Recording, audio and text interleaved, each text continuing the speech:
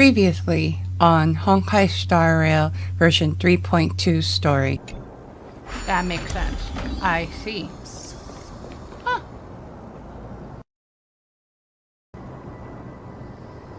Did I just see that someone says pink puppies exist? What? And back to the long yapping story.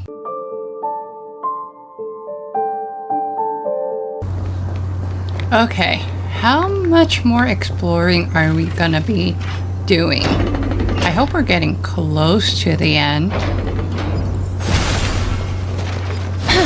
Here we go, and there we go. Wow, this place is so spacious. Is this the kingdom's vault? It's time to use Orynyx's miracle. I get scared when I see these vertical structures. Oh, broken stairs, blocked paths. This place is gonna fall down soon. Do we need to enter that doorway to climb even higher? There seems to be a person. Oh, more like a soul guarding it. But how should we get up there? Orynyx power.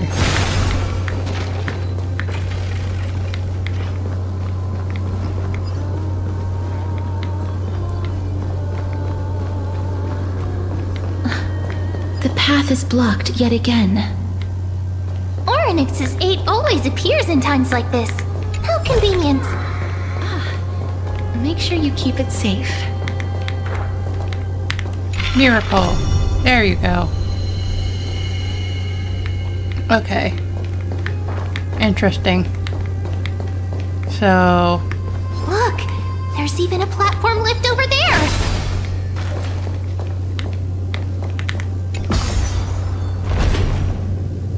Seek path. Okay. Now we do this. Hopefully no bad guy is around. Okay, good. I thought I was gonna get jump scared for a minute. A chest of the past has been left behind, but none of its treasures remain inside. I'm crying.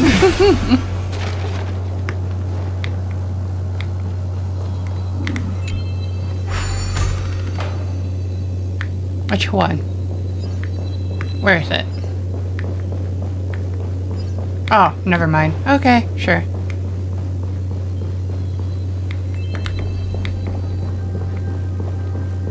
So, give me that, and then this one, and this. What? Rude. This. Oh, rude. Hold on, I want to make sure I get everything first. What's this? Is this a puzzle that I'm not even able to touch? No, rude. But how can I get that when there's even no way for me to put back stuff? Oh, I can get this though. I want to make something with it. But what to make? Oh, rude. Okay, fine.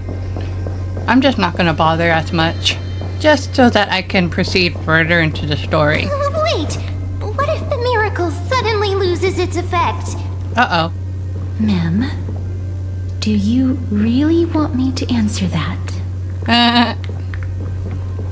Uh-oh. Uh-oh. Uh-oh. Uh-oh. Uh-oh. Okay. Ooh. Oh. Oh, we need to be... Hold on.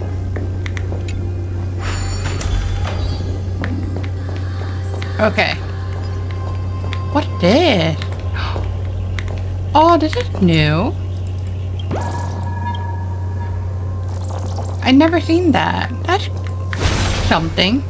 I was about to say adorable, but I don't know how adorable. Oh! Don't come near me!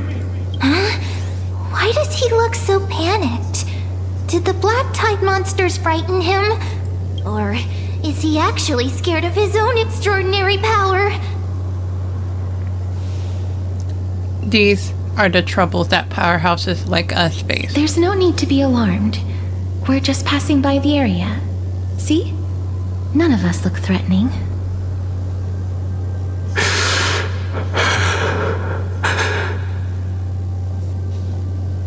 You have a point. Although, while this might once have been the royal vault, it's since been plundered empty. So please go away right this instant. You've misunderstood us.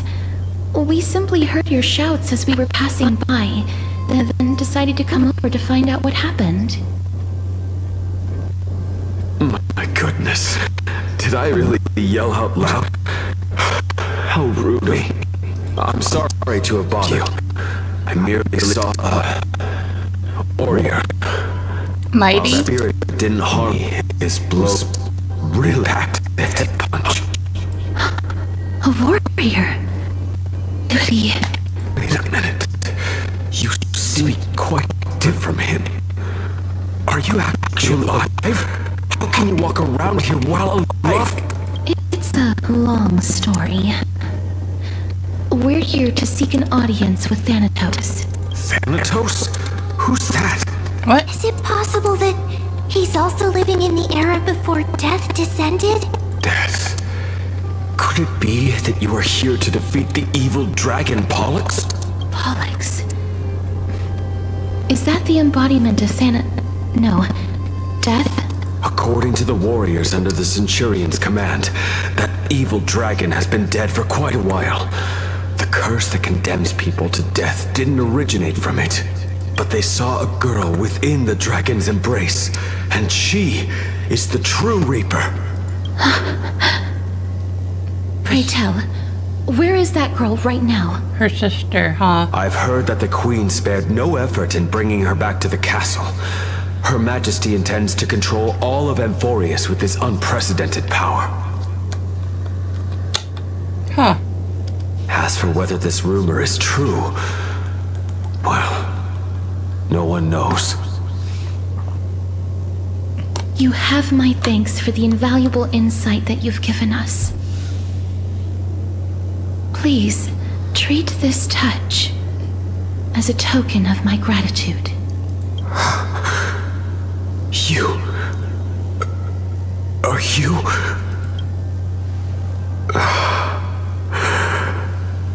Thank you. This is his... Oh. We're inside. Oh. Then you granted him death? That isn't like you. You would have refused even if I commanded you to do so. I... don't know. I did it out of sympathy, believing that I wouldn't be racked with agony, but... I am still in a state of turmoil. Sympathy? Sympathy for that youth who triumphed in every battle?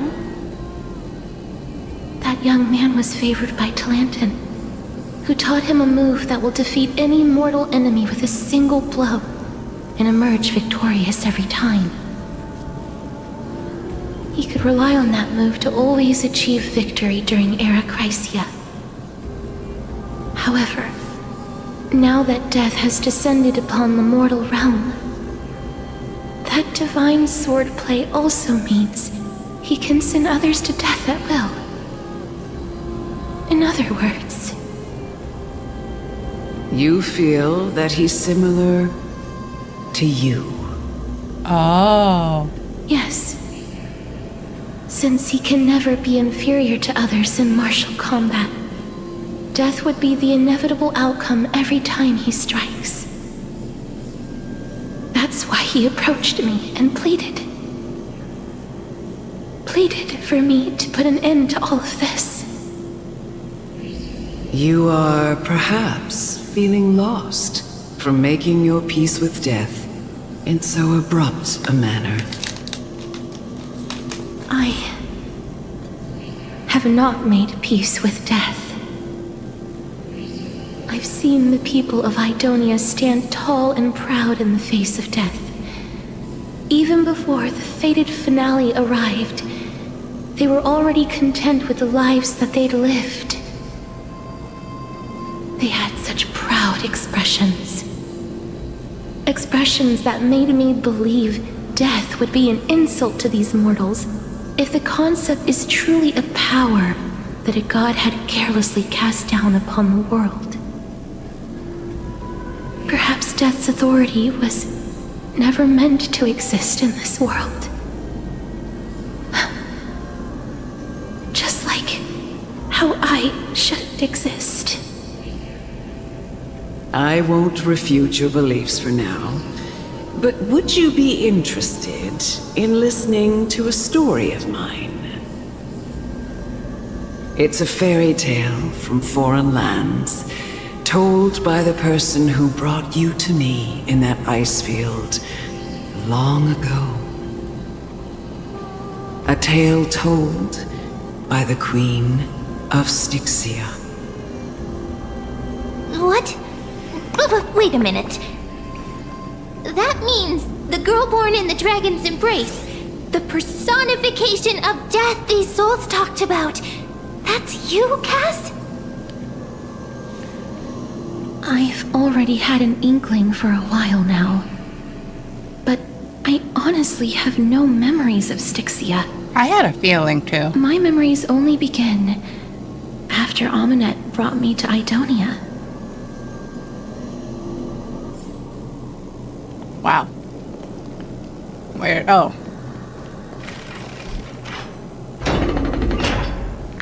Don't look back. Keep moving forward. Always. Oh gosh, that's... It's yet another eulogistic butterfly. Are we getting closer to the Netherrealm? I want you. What? Do I need you?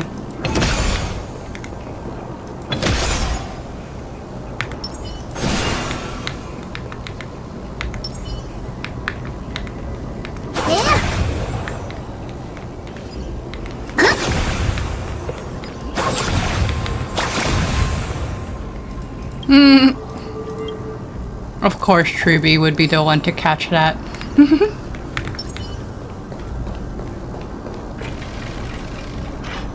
Okay, so I want treasure chest, and I then want to make something with it.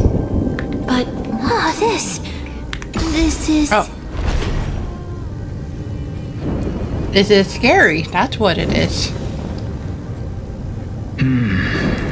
Living ones? Oh boy, I do want that treasure chest though.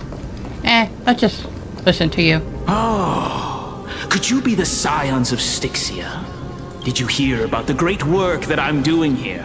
And have thus arrived to give me the last material that I need for transmutation? great work?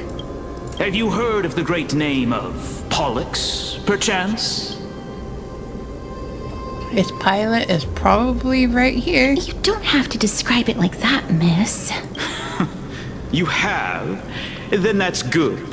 During the age of myth, a time likely before your birth, I was the unsurpassed zenith of alchemy that none could reach.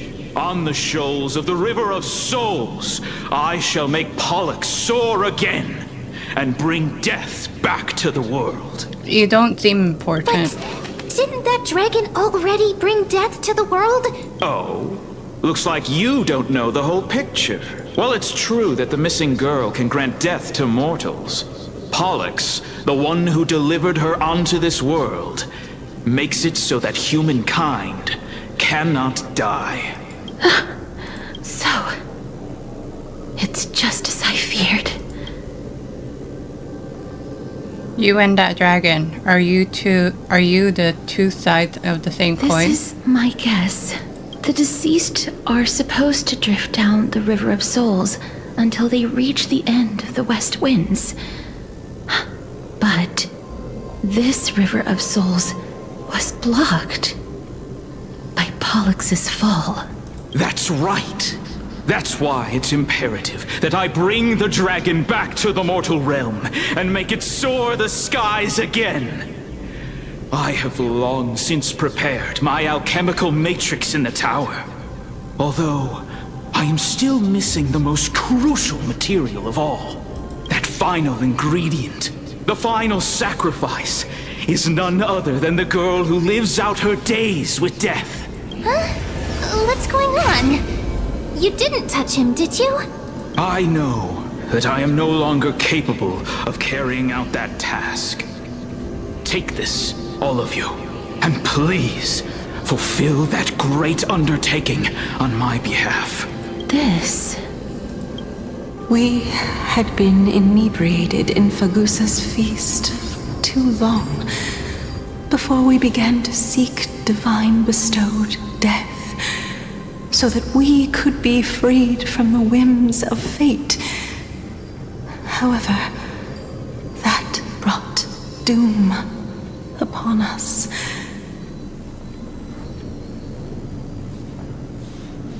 Instead of summoning a supreme god, we encountered a monster that cut off the River of Souls.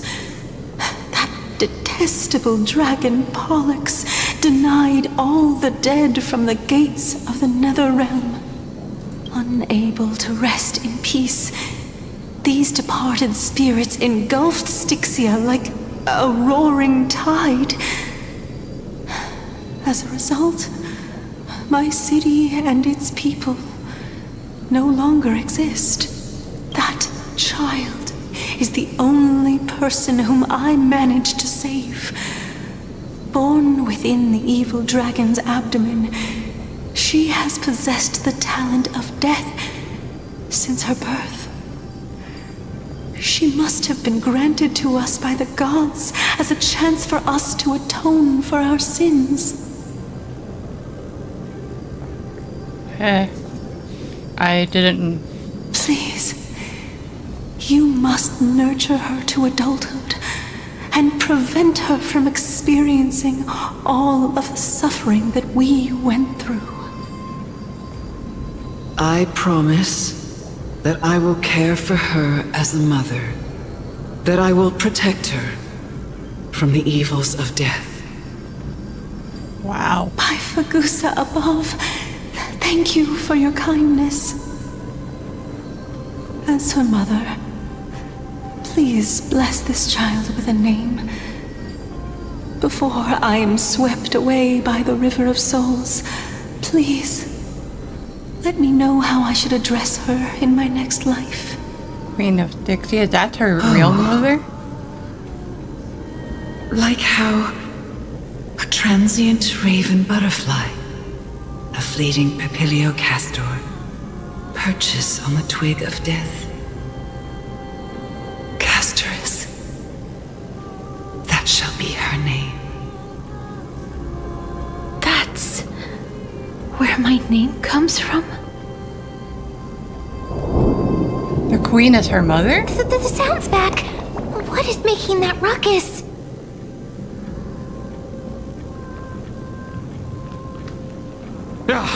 Living ones, don't waste your time bickering.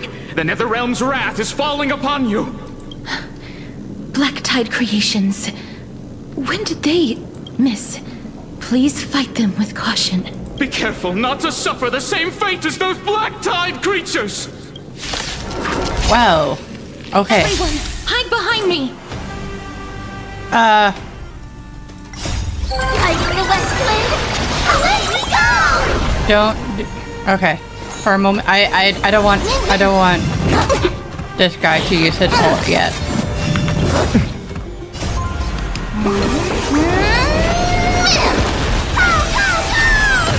Mimi! Yep. Mimi!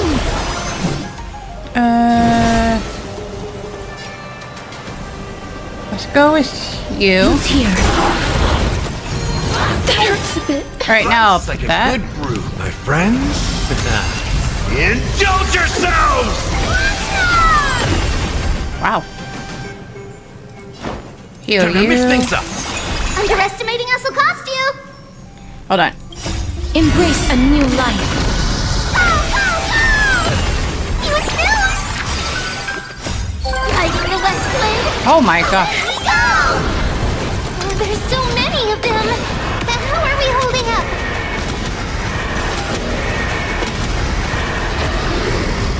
I hit 1 million. Our souls. For the feast of strife. On their triumphant return. You? Mighty! Oh my gosh, that was hot. Lord Mighty? That was hot. I missed you so much that it almost killed me. Pun unintended. Lord Mighty.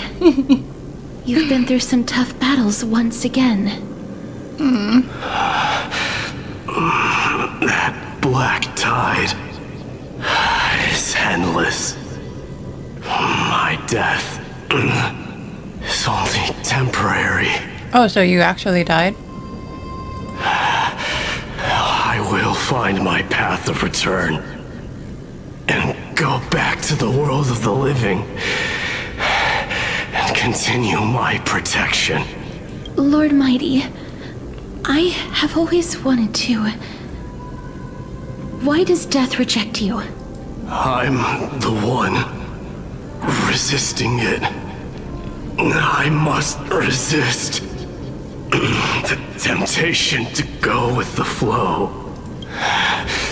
I'll go against the current and kill my way out of this cursed nether realm. That is my destiny.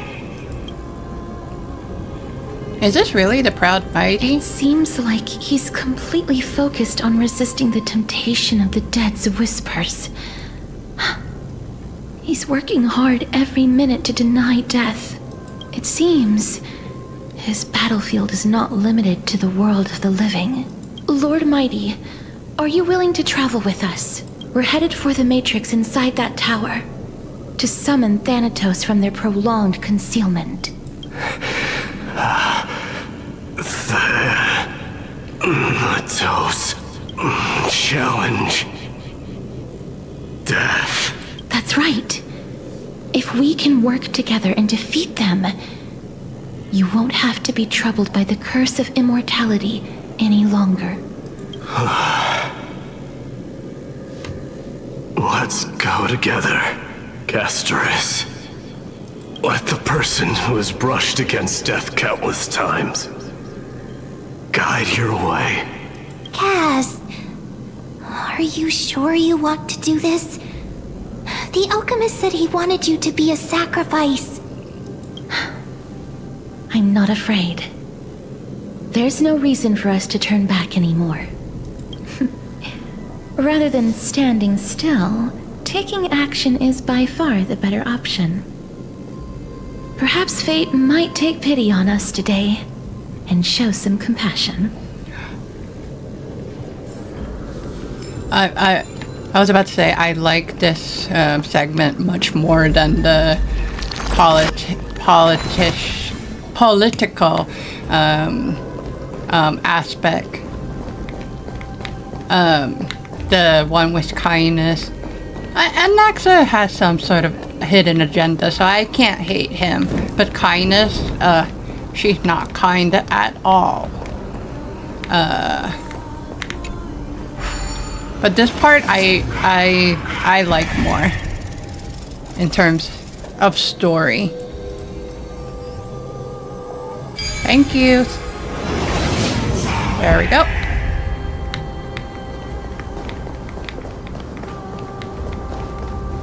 Nope. I'm not gonna care as much. What's this? Before you are arrested,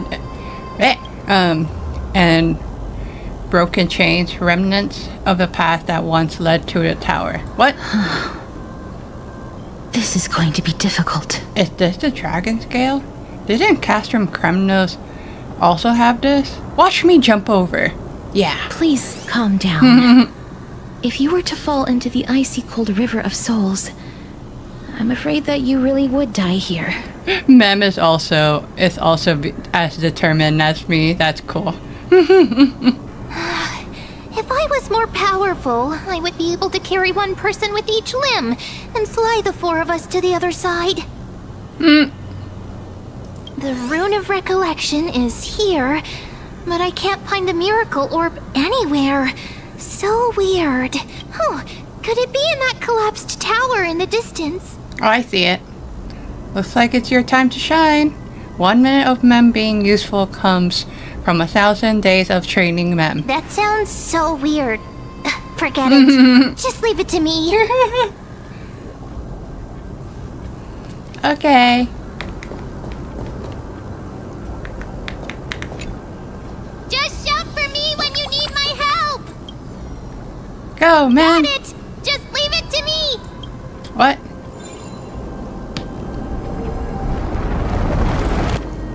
Interesting. Mem did it. The pink squirrel is very... The miracle's range is Oh, limited. sorry, Smart. Please come a little closer. Okay.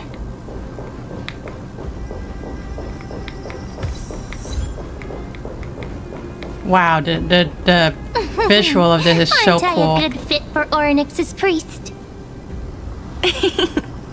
Of course. You're the most competent priest ever.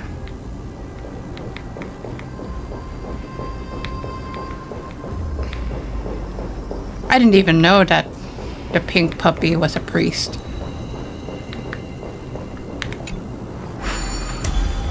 There we go. The alchemical matrix should be behind this door. Okay.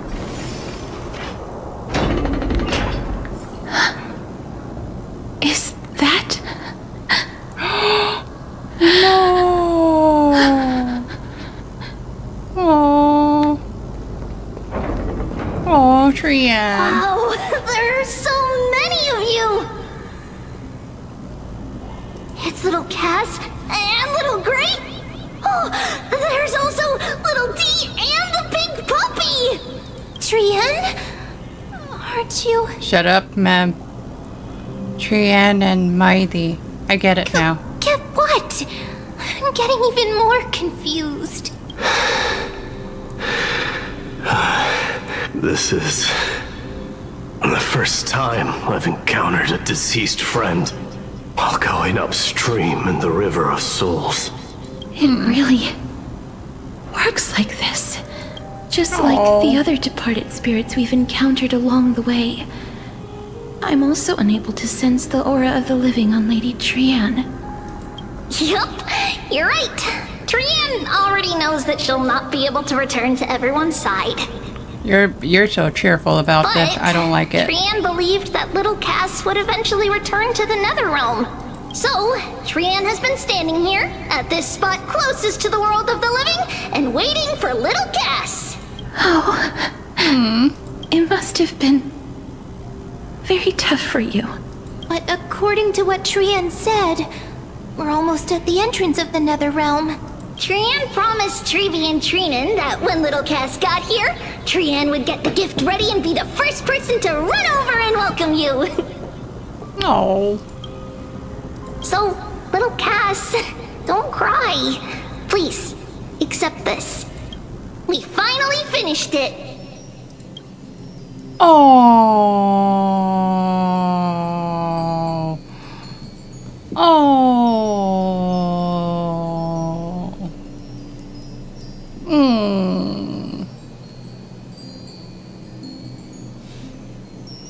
This is what Lady Treeby once mentioned. The gift for me that you didn't manage to finish. The Holy Maiden of Yanis. Even when separated by life and death, their thoughts are still connected. Trian spent a lot of time drawing this. Trian hopes that little Cass likes it. Oh. Seriously? It's seriously a wonderful drawing. It's so Lady adorable. Trian. It's so adorable.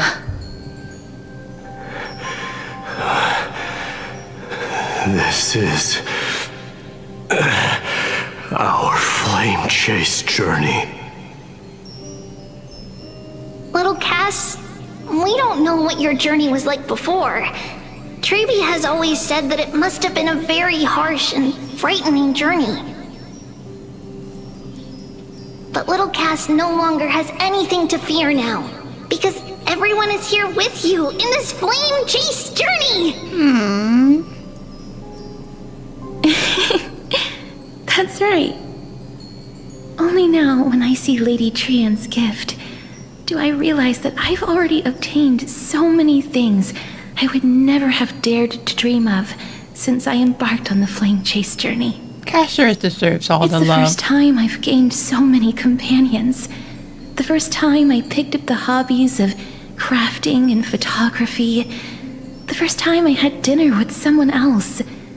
The first time I went to the market to buy the Chimera doll I'd liked for a very long time and hugged it to sleep. Oh, The first time I wore a dress personally made by Lady Aglaya. The first time I went for a walk with Lady Trebi, Lady Trian, and Lady Trinan. The first time I enjoyed the night breeze and looked up at the stars with Miss Hyacinth. The first time I took care of Dromasis with the Trailblazer. Looking back at all these experiences I never thought were possible, it feels as though the scales of my life had shrunk from centuries and decades down to minutes and seconds. And all of them are so precious. I took countless photos in the past, but they're all black and white landscapes. I don't have a single one with friends. If I had known, I would have taken more pictures. oh. Then shall we take one now? Trian says yes! Trian likes little Cass and would love to take a picture with little Cass. Sadly, being departed souls, our images cannot be captured in the world of the living. That's what I was thinking.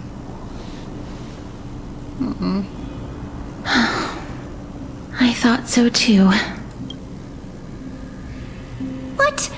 Are we seriously going to leave any room for regret?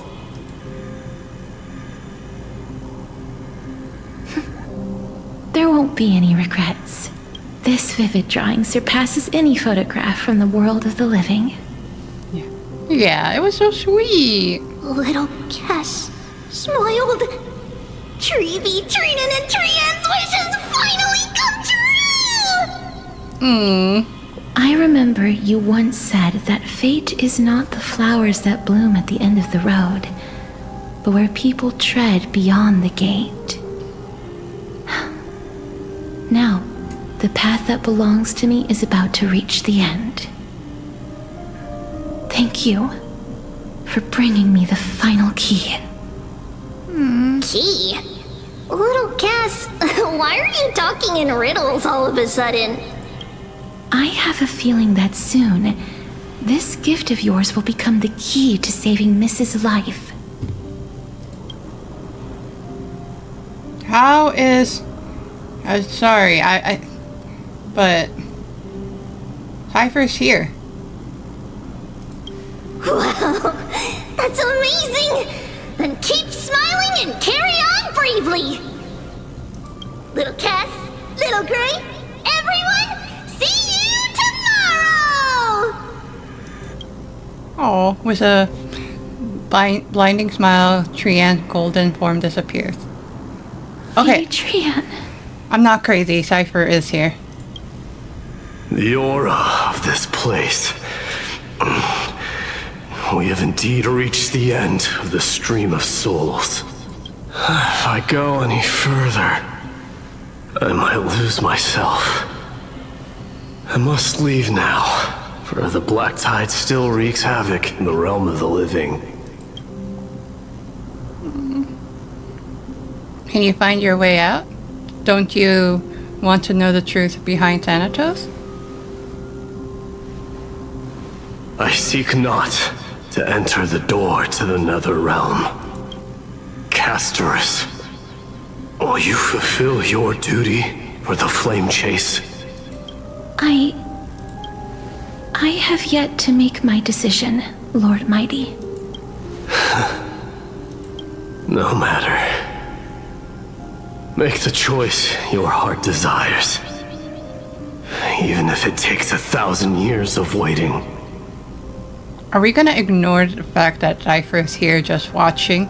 I will continue to fight till I die. Then rise from death. Till the miracle descends.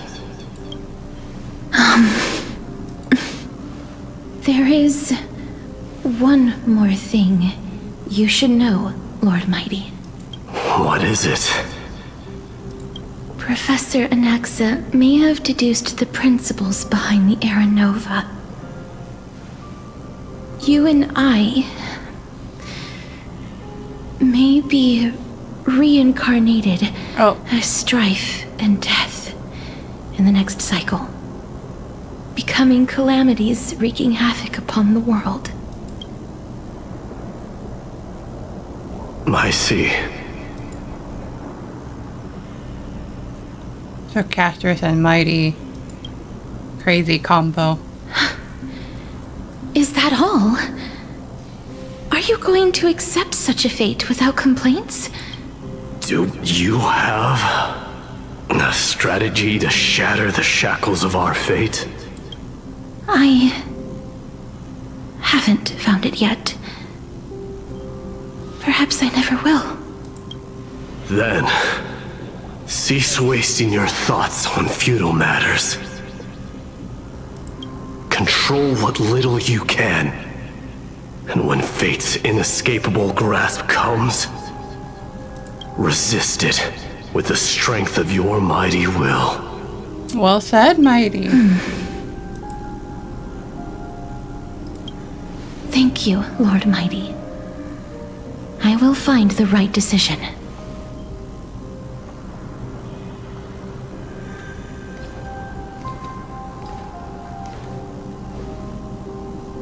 In the name of strife, may you meet a fitting end.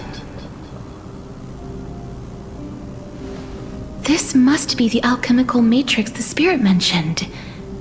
Let's see.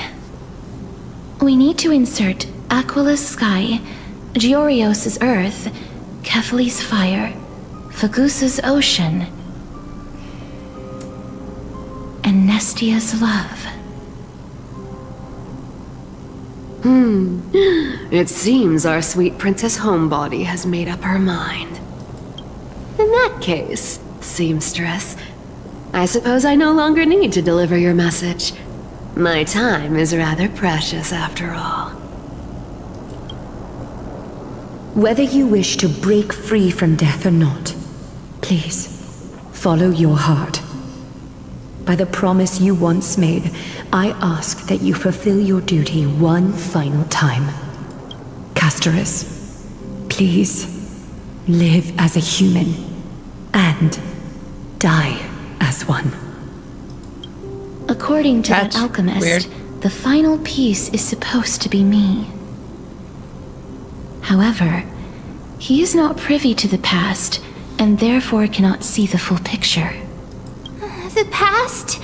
I saw the twins of death in Kephali's memory, and now I am certain that I was one of them. The trial of the Hand of Shadow demanded taking the life of your family. I died during that trial, falling before the gate to the new world. And my sister, whom I never met, became the Titan Thanatos of this cycle. She was consumed with regret over my death, so she used the Titan's authority to reforge my soul. Yet, It also means she has never revealed herself to anyone, hidden away from the entire world. That's because the Titan she became already fell at the start of everything. They died for me, and now lie in slumber in the River of Souls. You mean Pollux? Is that the same from her demo? That's right. The River of Souls is no material river. It cannot be blocked by ordinary means. Only a divine corpse can prevent the dead from reaching the next world. And that's why we have to awaken Pollux from death before we can retrieve the core flame of death. We have to reforge its body with the power of alchemy. But Cass, if that alchemist speaks the truth, does that mean you're also part of the dragon body? According to those departed spirits, I was indeed born as the dragon's twin. But before we talk about that, have you heard the sighs? I did, I guess. I heard them too. So what are those? I think it's probably the sign of Pollux's wish being fulfilled. They must have realized how heavy a price they'd need to pay when they used their divine authority to resurrect a dead woman. That's why they exerted every ounce of their strength to send me to Styxia, a city that called for death, a land where none is hostile to death. Huh. They never saw their wish fulfilled and fell so prematurely, all because they wanted to give me a new life. Pollux must really want to know how their sister has been after giving their all to save her. That wish is the reason Pollux's soul still lingers in the mortal realm even after their fall, quietly watching and documenting every detail of their sister's life. So definitely March is not her sister. So instead of picking up objects on the way here, We were instead showing things to a strand of yearning that lingers here. Now, we must weave these yearnings together and restore them into Pollux's complete soul. but all of this is just a hypothesis, right? What if we go through with the ritual and it turns out totally different? That's fine. As Professor Anaxa often reminds us, such is the nature of alchemy. The true outcome can only be known once the process is complete. This is why alchemy is also known as the miracle of creation. Now, the puzzle of Pollux's yearnings is nearly complete, with only one final piece remaining. I shall reveal what they have been yearning to know in the alchemical matrix. I will show them my whole life since I left Styxia. Lady Trienne has already drawn a picture of my entire life, and it is now in my hands.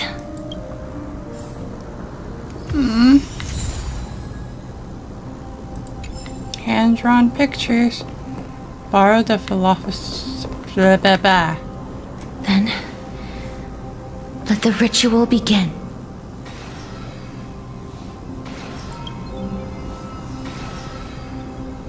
And now, the objective is complete. That is all. Such is what Professor Anaxa always says after preparing for an alchemical ritual. And now, Pollux, I shall lift you from the River of Souls and reforge your soul. Perhaps you will be disturbed by this, and your body may become horrifying to behold. I did not see this chest. But if even the slightest trace of your soul remains, the soul that once ferried me to this side of the shore, then please, look at me. I wish to thank you in person. I have obtained everything you sacrificed your divinity for. Lady Almanette. Did she recognize you? Oh, she must be the first soul we can communicate with here, right? I'm afraid she is just another spirit trapped here, like the rest of them. The only difference is that I was there when she died. Please, go on. I'm listening. Are you about to tell the story of Styxia? Yes. You're just as smart as I imagined, but... never mind. Now's not the time. Now there's a lot of death in this patch, I'm saying, even if it's not on screen. There's no need to worry, Elder. Take a look around you. You're already at the resting place of the dead. The world of the dead. But how? I understand that you chose to remain silent about the story to protect Casterus, the girl who coexists with death. But you no longer need to hide that story. I can assure you that you have protected that girl's life well.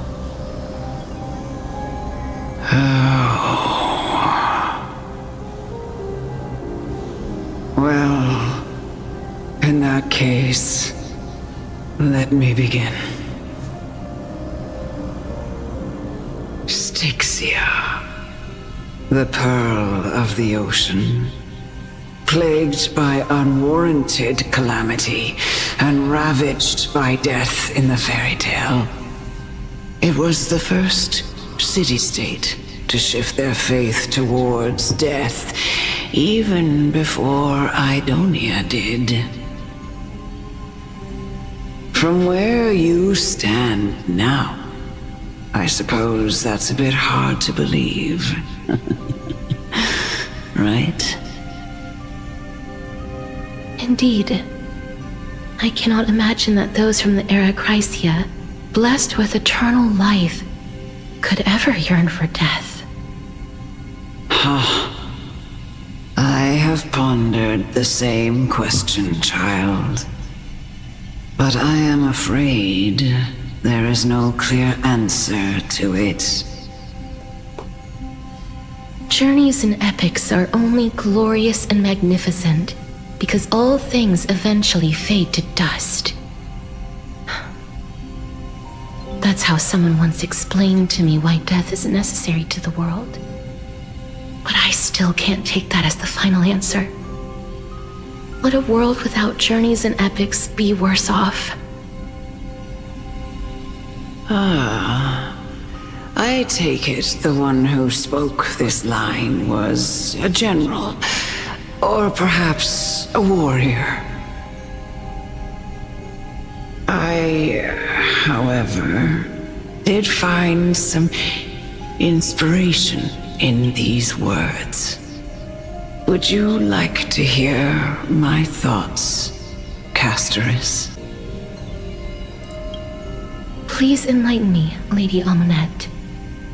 Though I have already made up my mind on how to handle the authority and core flame of death. Your words might truly guide me toward the path forward. You and I are neither warriors nor generals. Therefore, journeys and epics cannot truly resonate with us. But what if I reframe it like this? What if love is not a trait bestowed upon mortals by Nestia, but a blessing from death?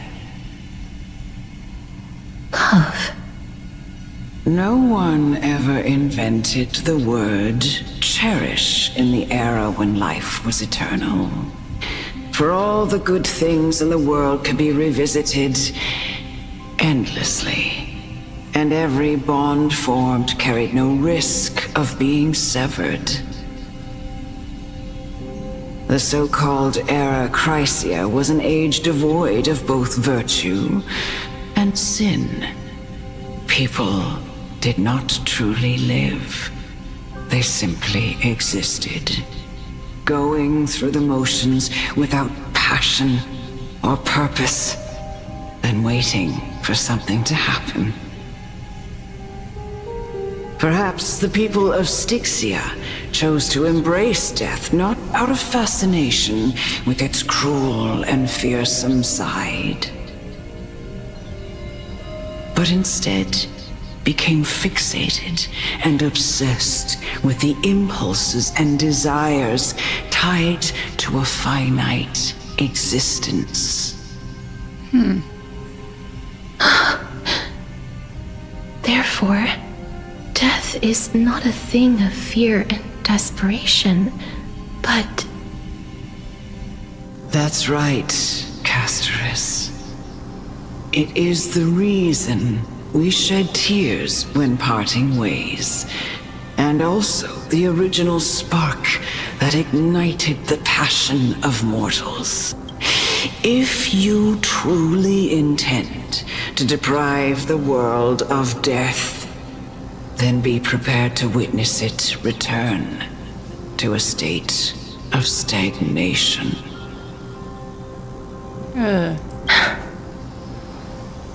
I understand, Lady Amunet. Our limited lifespan shapes all that we know and love.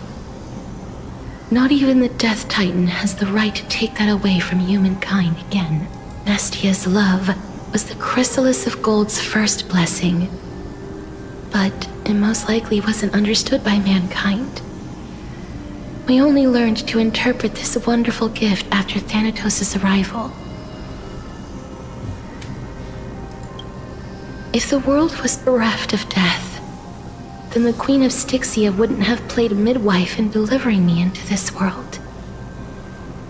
You wouldn't have welcomed me into Idonia, and Aglaya would never have invited me to join the Flame Chase journey. None of these stories would ever have happened, and I would never have lived, let alone found happiness. Thank you, Mother. Aww. I will use all the love I've experienced in this long life to complete the final miracle. I can't believe they actually... My teacher, Anaxagoras, grant me the wisdom of all things. I call upon thee, the stripped dead dragon's corpse. First time I saw the animation of the hug in game. But anyway, rises from the earth, falls from the sky. As above, so below. This is the greatest power of all powers, unstoppable in this world. The great work that commands all death. I shall grant you embrace. You look ugly. Oh my gosh, you do look ugly. Oh my goodness. Alright, come out, man. When ally target's HP is reduced, accumulates desperate bubble. Upon reaching the limit, remove damage mitigation and enter the enhanced state. Oh, is the girl who once saved my life truly gone? In the mood for another beating? Or will you show yourself again once we eradicate this hatred and regret? Wilt here.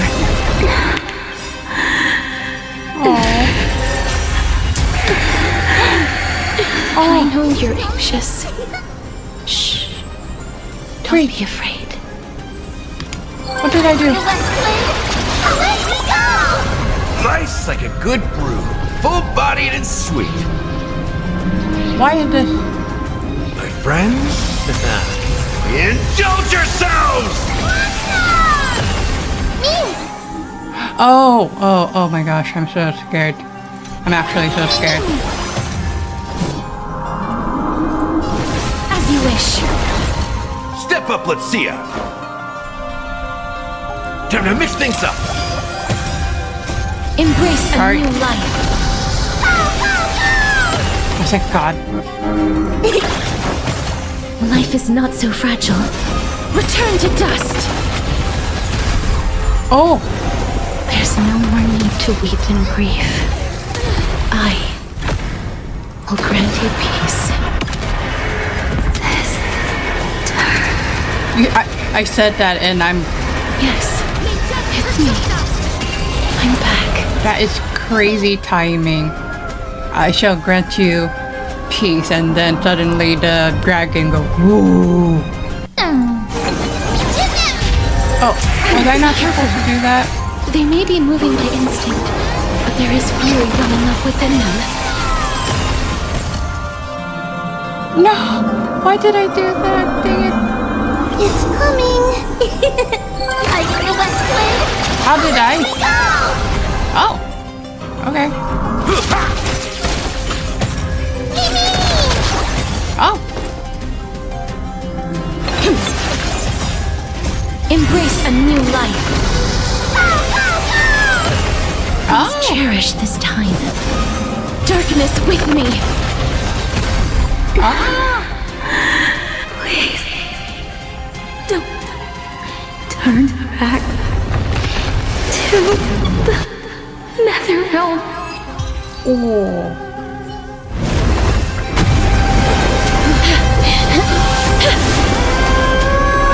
Oh, death. Sleep in peace.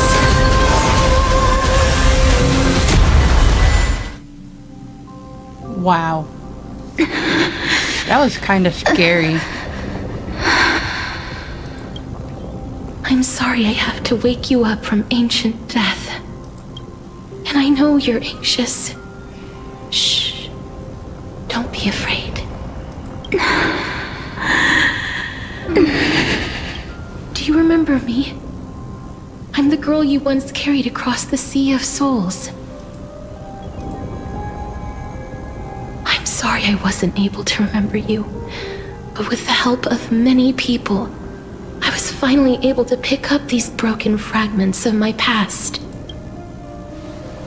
I'm back, Pollux.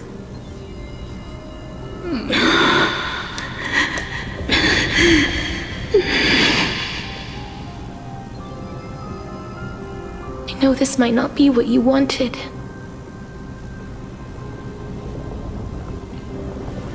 But I have to do this.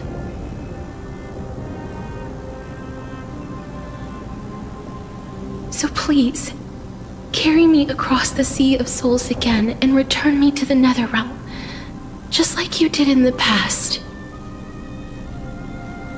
Please take me to where the core flame of death rests.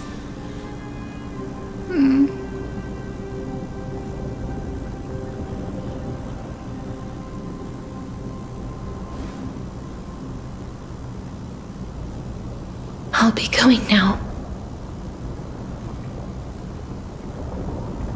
Let's go.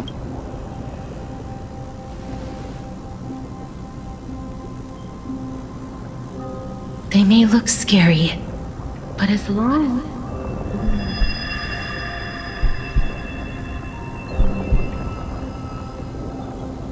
What's happening? What's wrong?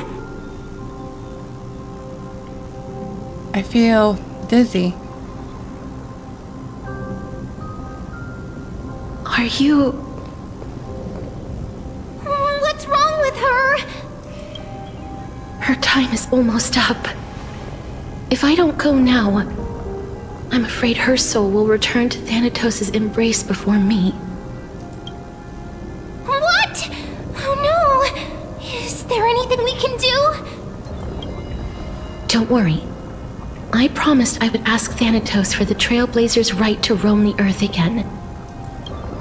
Mem, stay here and keep a close watch until I return. All right?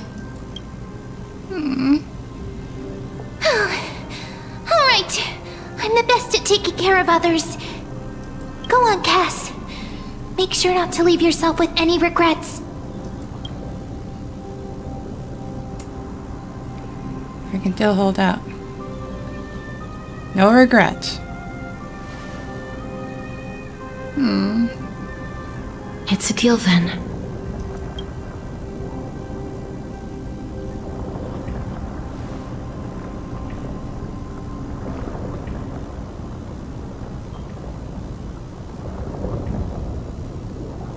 Please.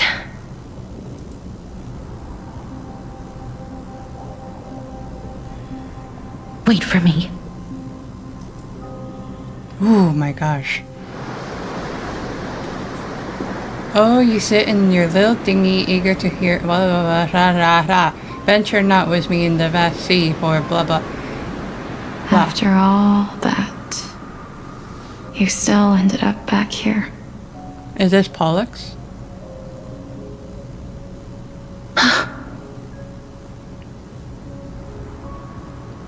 Wow. So the legends were true. The Netherrealm really is a sea of flowers. Yes. Just like the flower fields we tended to back then. Is that you, Polixia? Polixia. Do you remember me? I don't have the memories from that time, but I've seen you before during an experiment. I see. Call me Thanatos, then. It'll be easier. However, since you recognize the name, you must already know everything about Thanatos, right? Yes. Wow. I'm here to reforge the order of life and death in Amphorius.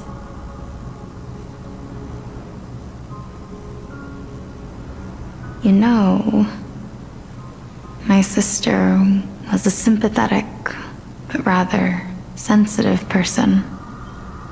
Whenever she didn't want to say what was on her mind, she would avoid eye contact and look off into the distance. That's what she's doing right now. Just like what you are doing now. As I said.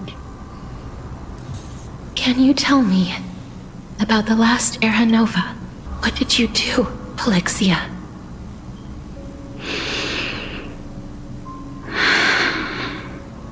Where should I begin? I suppose we can start from the beginning. A long, long time ago, there were a pair of like-minded twins. As foretold in the prophecy, they were chosen to be successors to the god of death. But fate was cruel. The price of attaining divinity was to take the life of a family member with our own hands. That trial was indeed recorded in that memory. Then you should already know that my sister voluntarily gave up her own life so that I could ascend as the demigod of death. But I couldn't accept that. Why did we have to kill each other for a future she'd never see herself? That's not fair. So, while weaving the laws of the new world, I shattered the forbidden bottom line for life and death. I reshaped my sister's soul and took the form of the great dragon Pollux to carry her up the River of Souls and back into the mortal realm. But our fates were already decided and manifested in unexpected ways in response to my futile actions. Aging is an unbreakable law of nature laid upon humankind, created at the same time as death. When the living die, their souls will meet Thanatos, who would determine where every soul goes.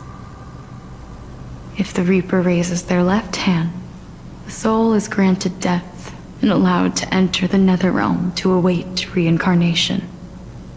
If they raise their right hand, the soul is rejected by the Netherrealm and returned to the mortal realm to continue walking the earth. That's why the Hand of Shadow can only lay down judgment and not embrace another being. Yes. Death was originally a pair of hands, but they were split in twain when we reached the mortal realm, never to touch each other ever again. The half of Thanatos that represents life, the undying human who grants death, that was the curse I forced upon you. Then, what about you? As the half of Thanatos representing death, I shoulder the fate of defying death. I died the moment I entered the world of the living. From then on, my Titan also no longer existed in this world. The cycle of life and death stopped. Souls were denied their audience with death, and were left stranded within an ever-rising river of the dead. What irony. My selfish desire to save your life gave you and the world a fate far worse than death instead. Then, what was left of my reason was left behind in the Netherrealm, where I've been taking care of these flowers day after day, until there is now a sea of them. I don't want to go too close. While mulling over the subject of life, death, parting, and enduring an endless loneliness. I'm waiting until she finished talking. Oh, okay.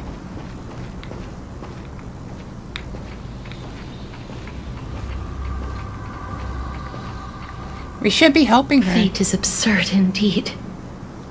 Our lives were a mirrored image of one another, like a pair of hands. Even so, we arrived at the same destination. We walked different paths, yet experienced the same pain. I had hoped that maybe you would at least have a good life in this cycle. I'm sorry.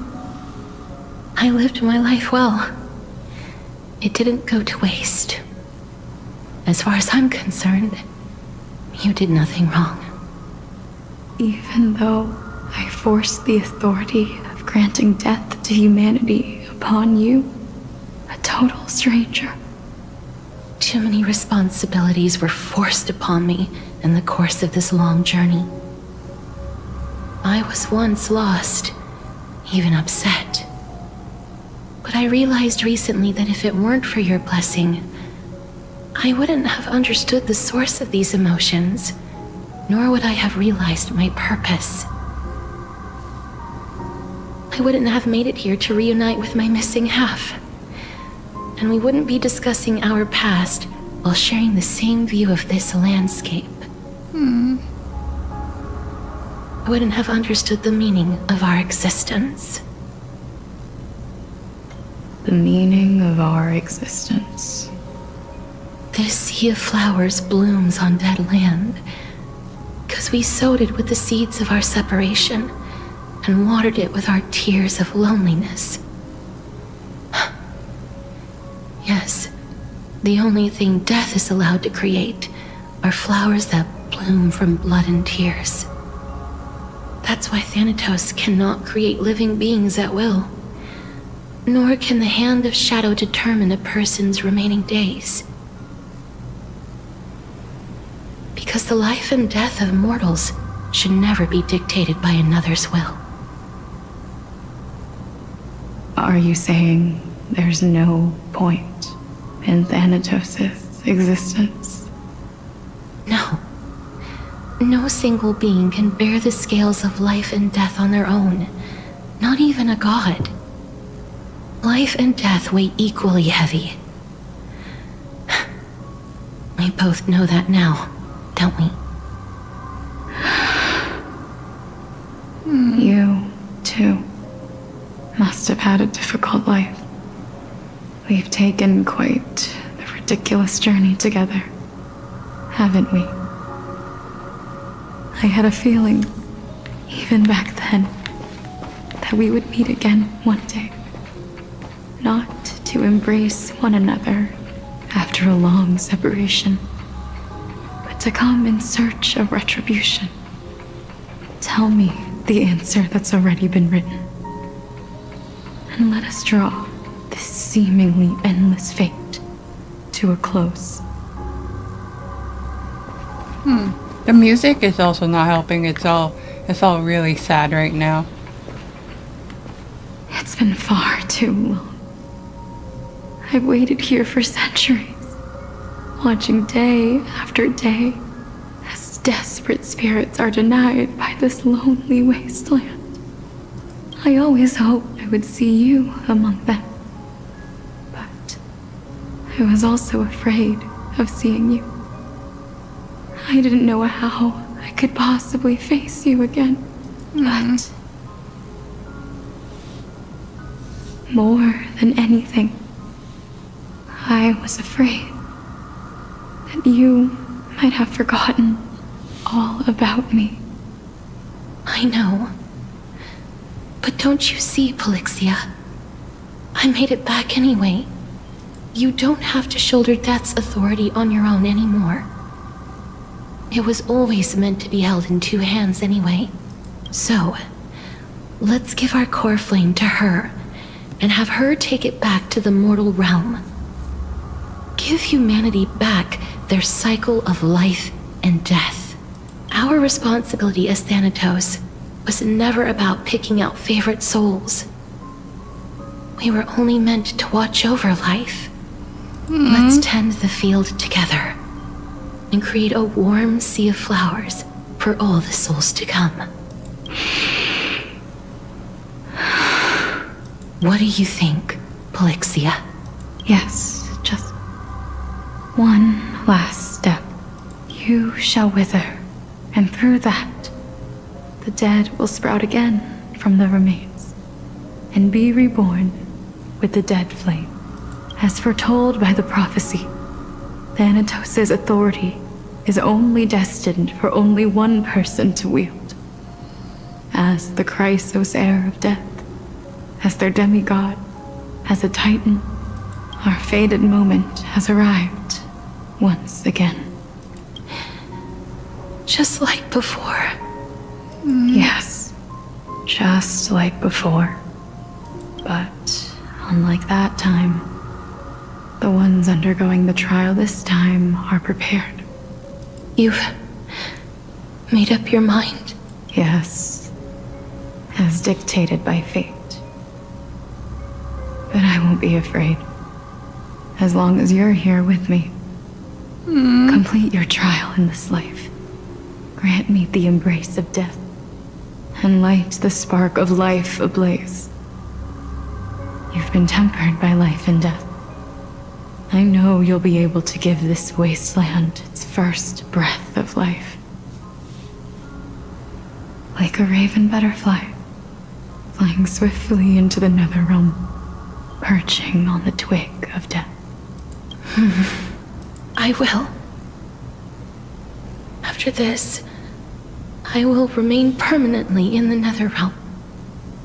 The River of Souls shall return here and rain down from the sky, scattering souls across the earth. Does this mean the that cycle she's of life dead? and death will flow once again. The sea of flowers you sowed shall bear countless joyous or sorrowful souls, and bloom evermore. Does that mean Castorus is dead? Or is going to die? Thank you. Just one last thing. Can you grant me one wish? Of course. course. What is it? Please. Don't forget me. I promise you, when we meet in the next world, even if I have endured another reincarnation, even if we do not know each other's names, I will still hold you tightly in my arms, just like what I did when we were born. Casterus. Casterus. You're as beautiful as a fleeting butterfly.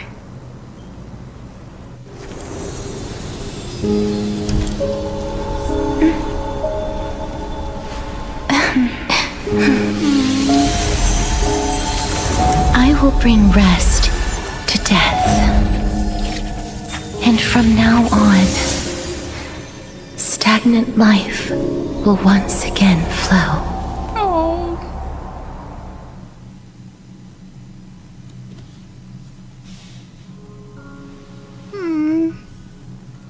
What the fudge?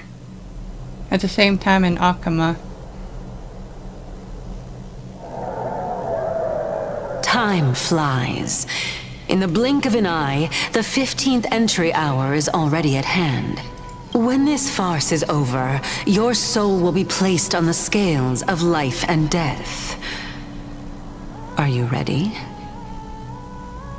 No need to ask so many times. Of course I am. Then why do you drag your feet? Is your fear of crowds holding you back again? I simply find them too noisy. Paying attention to conceited fools like them would be an utter waste of my time.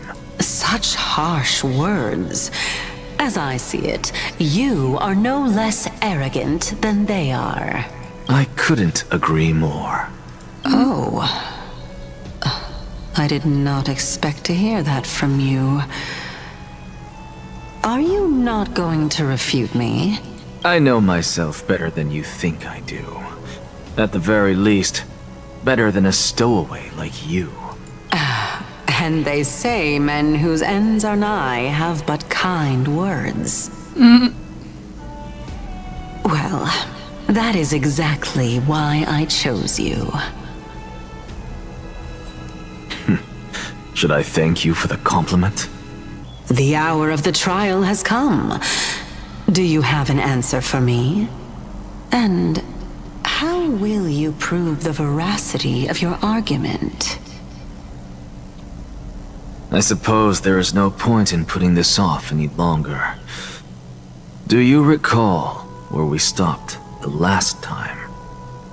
You were saying that Amphorius's history is cyclical.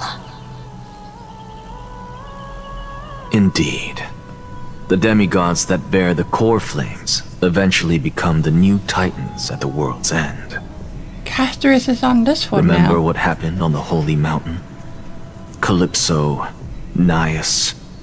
As their destined ends approached, one by one they left this world, leaving only the twins, who are fated to succeed death. Unfortunately, while their journey is consistent with ours, you and Calypso, as well as Nikador and Naias, act as supporting evidence.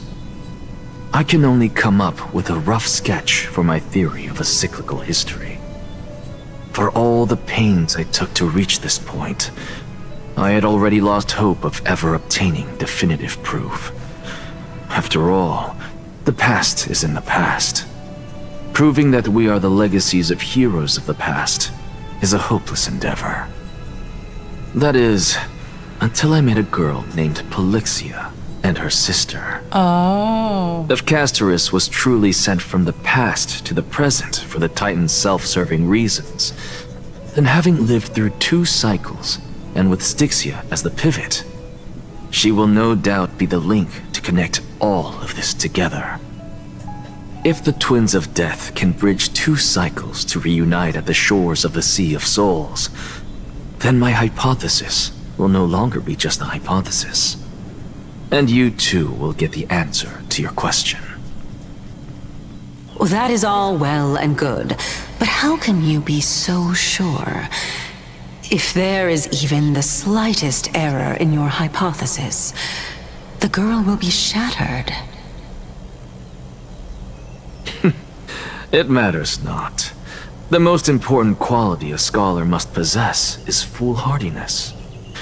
If you are overly cautious, then you'll never have the gumption to make the first step, and change will never come. Besides, I, an Exagoras, am destined to overturn this farcical world. He is right in that if you're too cautious, you can't really pursue further or something. Come, let us go and teach those pathetic worms one final lesson. Is this going to be the twist where he is not on the side of the Council of Elders? Because it's what I'm predicting. It really shows that he's just fooling the Council of Elders. Fine. So they are leaving the final debate to him. It's to me it's so obvious that Anaxa is fooling the Council of Elders. So if I'm right, beat that kindness. Let those Chrysos heirs who started this terrible war hear you. Let them hear the voices of the people! I want to walk fast. As always, that woman knows how to stir up a crowd. And get through this quick. I thought you'd pass on this. Everyone must cast their vote, or this assembly would serve no purpose. Prof, do you truly think it's wise to entrust the fate of the world to an assembly like this?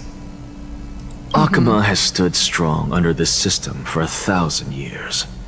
It stands to reason that there is purpose in its existence. But that is not what you're asking, is it? What you really want to know is Aglaya making the right decision in entrusting the fate of the world to you? He is. Nothing ever escapes you. He is. I didn't spend all those years teaching you for nothing. Most people only take 4 years to graduate, if I recall. Kevin from Honkai Impact, by the way. To tell the truth, I feel like I'm on my way to an execution chamber instead of a podium. So, do you have an answer to that question? No, I don't. I thought so. Because that question is not yours to ask in the first place. Oh. Is Aglaya entrusting the world to you the right decision? Don't make me laugh. That is a question that woman must answer herself. Why are you fretting about this on her behalf? Or have you been seeing yourself as her pawn all this time? Listen up. I'll say this only once. Flip your perspective around and ask yourself this instead.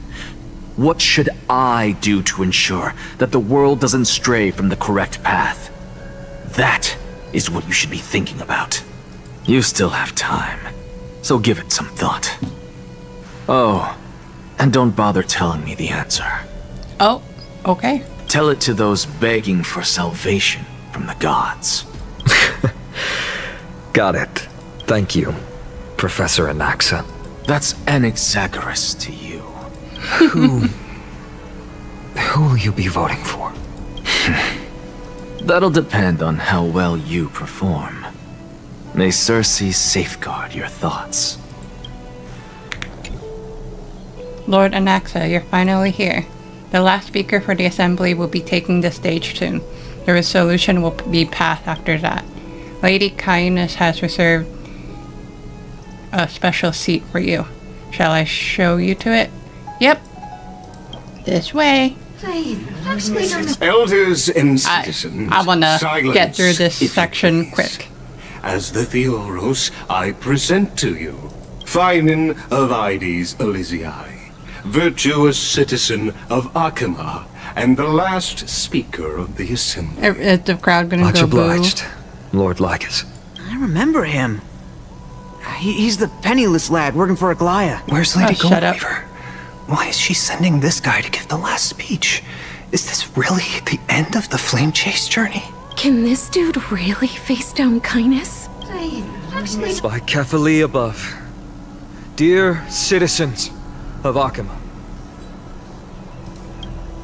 as you look upon me, so too do I see you. Okay, I'll actually listen. I see your fear and misgivings, your apprehension about the discord between the Chrysos heirs and the Council of Elders, and your uneasiness about the future of the Holy City.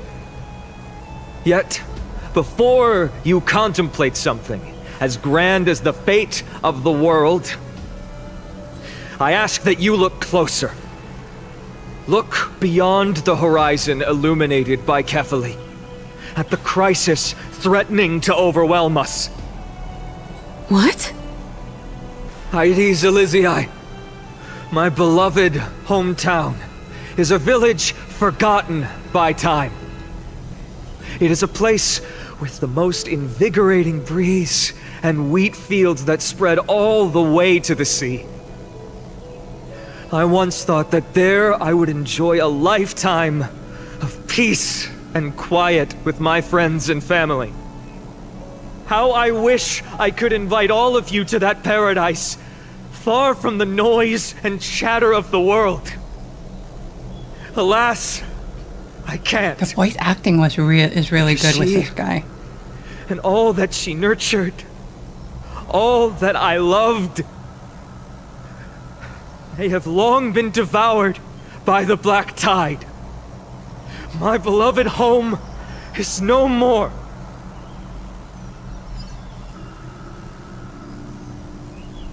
I will never forget the day the black tide struck. My father, Hieronymus, fought with a broken sword to his last breath to protect his child. My mother, Aldada, she was ripped apart by monsters. Oh, wow. Also, I might live to stand before you here and now. Oh, that's brutal. Galba, he was a hunter. But in the end, those arms that once drew a bow instead embraced Piso, his beloved son, as they both breathed their last. Pythias, the teacher, risked her life to save her students, but a burning beam fell on her, crushing her. Oh, jeez. And what of Livia, her daughter? Did she make it out alive? No, she didn't. Livia, Piso, and so many other children. My childhood friends. They were all swallowed by the black tide and turned into monsters. They kept saying the same thing over and over.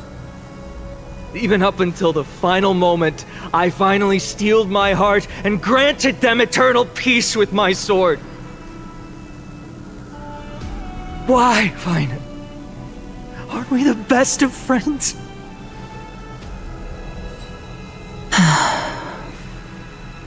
That is the black tide. A looming threat that can bring Akima to its knees any time. Kindness may have promised that with the 3 Titans of Calamity Con, Akima will return to an era Chrysia once more, but much as it pains me, I must disappoint you. While the demigod of strife has done everything in his power to hold them back, they are still coming. By now, the name of that black-robed swordmaster, the Flame Reaper, has likely echoed throughout the city already. The roaring thunder is a message from the strife demigod. The Flame Reaper has risen from death, and they hunger for the core flames of the gods.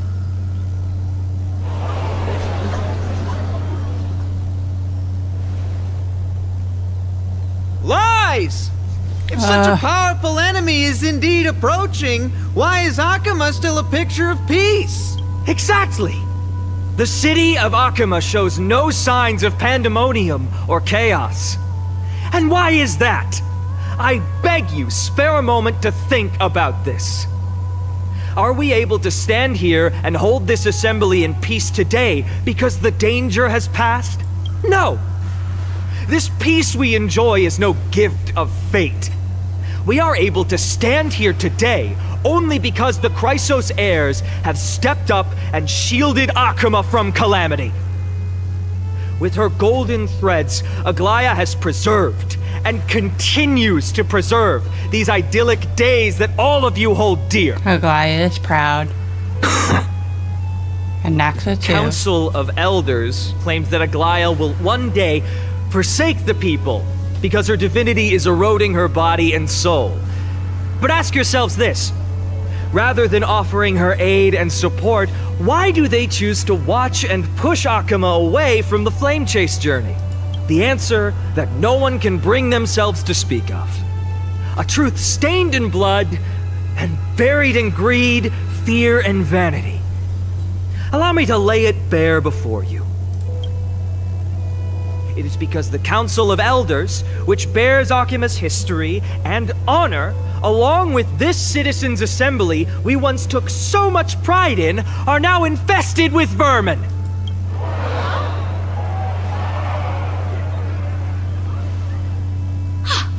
You insolent whelp! How dare you! It is true that Aglaya has reached her limit. Why? Because she has been working tirelessly to weave the defenses of our holy city against the encroaching evil. All while these vermin are making up baseless accusations about her and scheming in the shadows. Go Finan. Not once has she ever failed Akuma. Yet these vermin attempt to tear her apart, tarnishing her name with unfounded allegations. She may have been blessed by divinity, but hasn't her heart always stayed true to humanity? They attempt to mislead you and reduce this assembly to a crude standoff between gods and humans, but citizens of Akuma. Once more, I implore you to open your eyes and look at those around you. Examine them closely. Beneath all that finery, do you see the good heart of a human or the poisonous glands of a pest? Make your judgment. Then turn your gaze to the demigods, whom so many of you regard as cold and merciless. Do you not see the light of humanity in them? And those who wear the mask of humanity, yet utter only hurtful, slanderous words. Can you not see that their souls have been corrupted by power?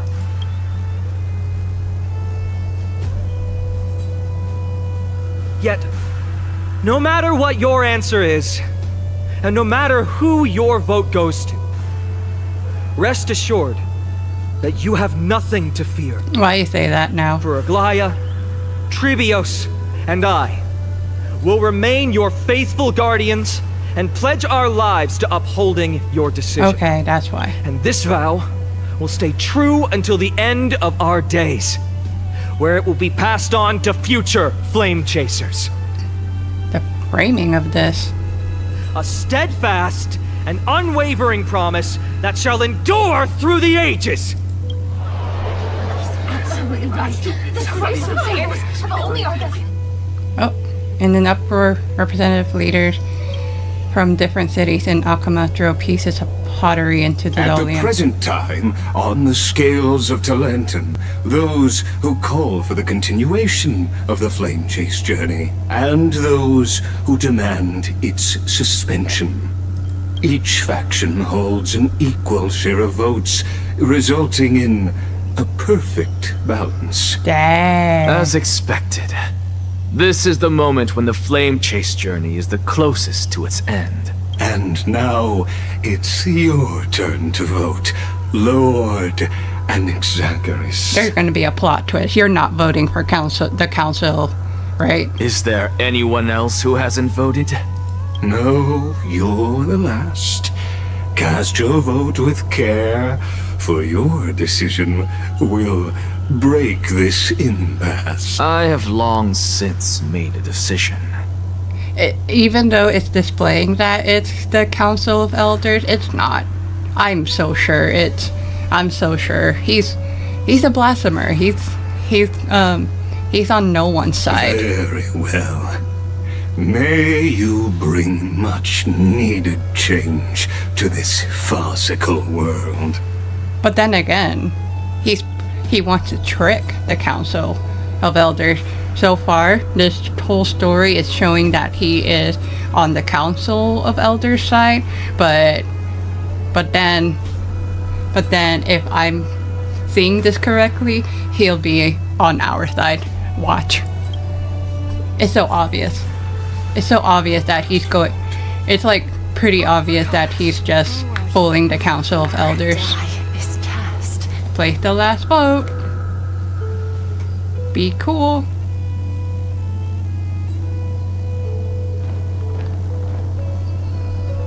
You've done well, Finan. Given the circumstances, delivering a rousing speech to stir up emotions. Or maybe it just depends on Anaxa. Maybe Anaxa was depending everything on Finan, probably. Thank you all for your patience. On behalf of the 7 sages of the Grove of Epiphany and the scholars of Amphorius, I, Anaxagoras, am ready to cast my vote. But before that, in the interest of fairness, Lady Goldweaver, I pose a question to you before all who are gathered here. Will you, as Finan has promised, stand by the decision made in the Assembly, regardless of outcome? In the interest of fairness, I make no promises, lest it should influence your decision. Very well. I thank you for your honesty. He smiles.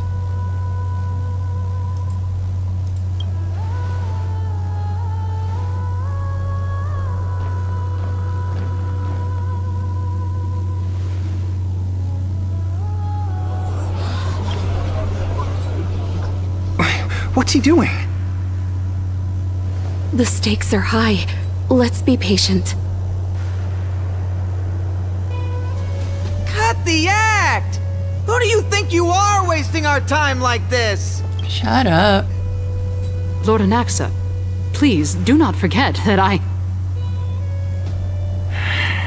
Rule number 1, do not call me Anaxa. Rule number 2, never interrupt me. Silence is golden. You beat that, kindness.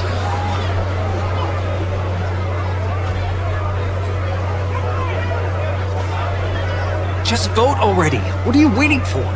Shut up, citizens. Your vote. Cast your vote. Cast your... I don't want to listen to that.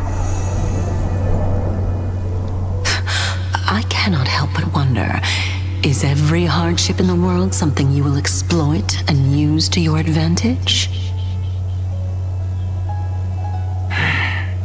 How else am I supposed to make use of this situation where my body and soul are separated?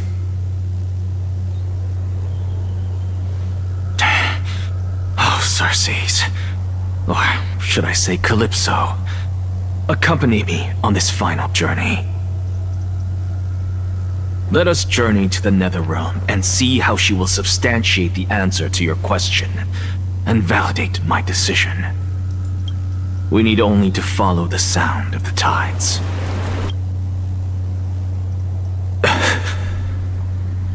We're back here. You are... Well done, child. Just as I foresaw, you have achieved great things. You're a teacher. Exactly. What a twist of fate. A blasphemer raised in the doctrines of the Venerationists. It's like a foal kicking its mother in the belly after taking all her milk. I respect you immensely, sir, but... You cherish the truth even more. So, child, do not be troubled by the criticisms I have borne. Do not let those voices hinder you as you forge ahead. As the sage of the Venerationists, I am duty-bound to oppose you. But, as your friend and mentor, Anaxagoras, I say, go forth, for the truth is already in your hands. I'm thirsty. I will keep that in mind. Go now, child. Your lonely pursuit is about to welcome a new chapter. And when you reach the end of this journey, may we meet again with the truth before us. You have my word, sir. May Circes safeguard your thoughts. May Circe safeguard your thoughts.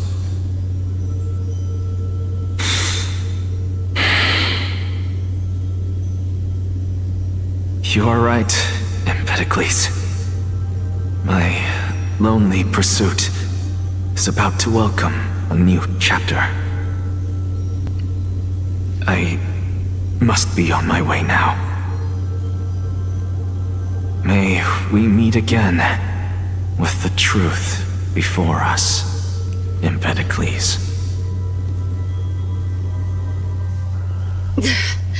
What are you waiting for? Just cast your vote. Silence! Silence, everyone! Behold, Circes, here at the center of the world, I shall write the final step of my proof. For this place is but one step away from the truth.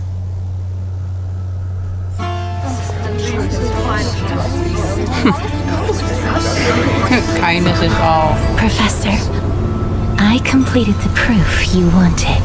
Kindness is all confident.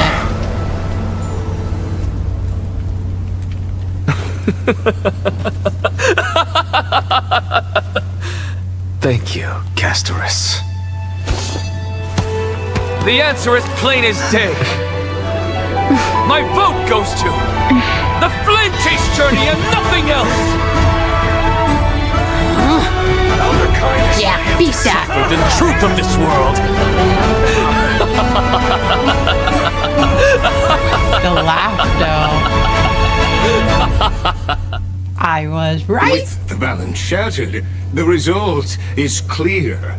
Buy carefully and to Lenten above, as the Theoros I have observed. No! Lygus, you can't! Shut up. Anaxa, what have you done? Have you lost your mind? Deserved. I hope you are prepared for the harsh punishment awaiting you.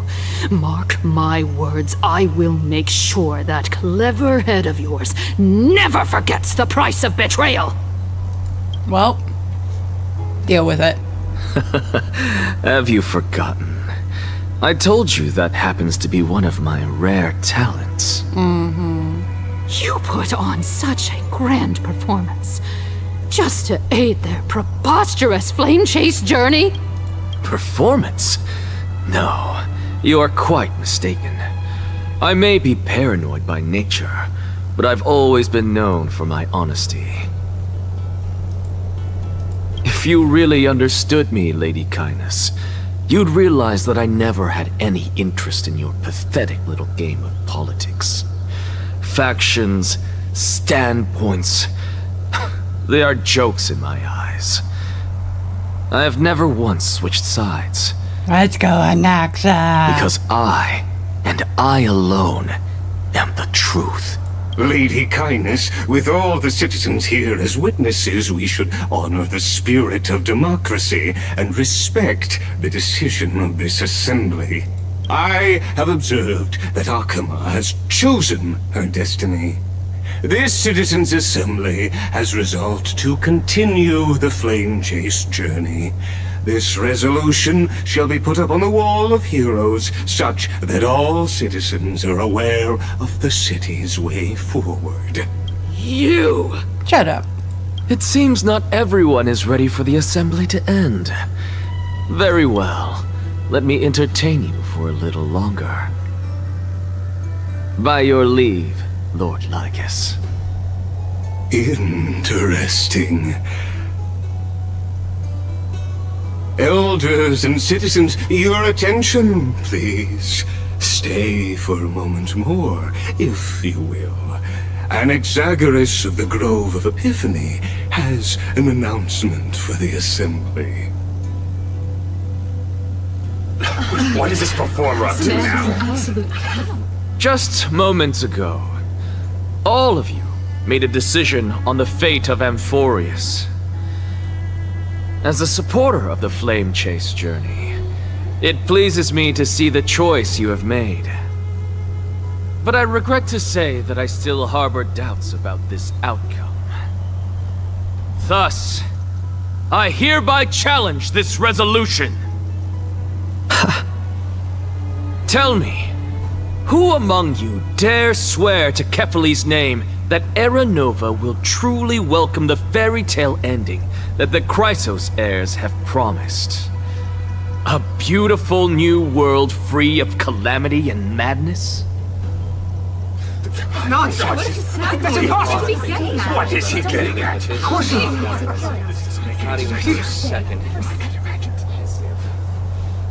No one? Must I pick somebody to answer? Very well. You, the one acting so wise and profound, in front of all present here, do you dare swear that it will happen for sure? You're No? unsure. Fine. Next. You, the one with ignorance written all over your face. Yes, you. Do you dare swear by it in front of the Titan? What are you trying to do? Useless. Your turn, then. With that smug look of yours, you must be confident that the Flame Chase journey is the best course to take, right? Hey! Mind your tongue! Oh, jeez. So, no one? I see. In that case, Finan, answer me this. Your speech was filled with such passion just now. How confident, then, are you in making this promise? Professor, what are you doing? Let him continue with his performance.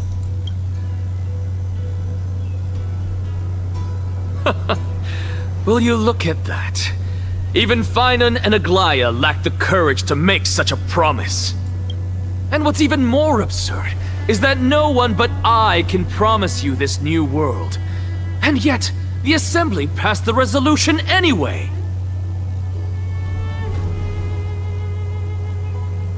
But you needn't worry, because I knew better than to trust you good-for-nothings.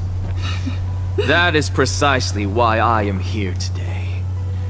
To give you one final lecture. Goodbye to my wallet. I'm pulling for him. Now listen up and listen well. I already pulled for Castorus. Anaxagoras of the Grove of Epiphany, hereby declare. I still want him, though. Everything that the Flame Chase journey promises is true. Finan of Ides Elysiae, the prophesized demigod who shall succeed Kefali, will reforge each and every one of us in the new world with his complete, intact memories. What? The core flame-bearing titans were the Chrysos heirs of yesterday, and the Chrysos heirs who carry the core flames today will become the titans of tomorrow. Oh. All of our souls shall endure for eternity in the miracle of the world. Castorus. And all under Kefali's protection shall step into that new world.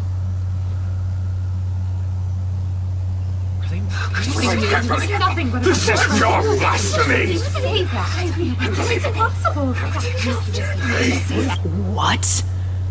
Are you saying that we must bow down to you and worship you even in our next lives? Enough, you blasphemous imbecile! How dare you try to deceive us with all these lies and falsehoods? How can you prove? I told you, don't interrupt me. But since you've asked, I shall be kind and indulge you. My statements are based on my experiments on the divine body of Kefali themselves. You heard me correctly, everyone. With the tacit approval of Kindness and the Council of Elders, I fused my soul with a god through alchemy and learned the truth behind Era Nova. Oh. What is he talking about? Oh. Isn't that pure blasphemy? I, the vile, wretched blasphemer, deserve nothing less than death for my sins. And the Council of Elders, which granted me consent and aided in committing this atrocity, should face punishment alongside me. And Nexus like, you're coming down with me, Kindness. By the gods, even Kindness has betrayed Akuma. The catalyst. We're carefully evolved. You deserve. I had no knowledge of his transgressions. He did that on his own. The Council of Elders bears no responsibility for his actions. Lord Lygus, as the esteemed Theoros, are you going to simply stand by and allow the Council of Elders to be dragged through the mud? If the accusation is true, I will acknowledge it. If not, my conscience stands unburdened.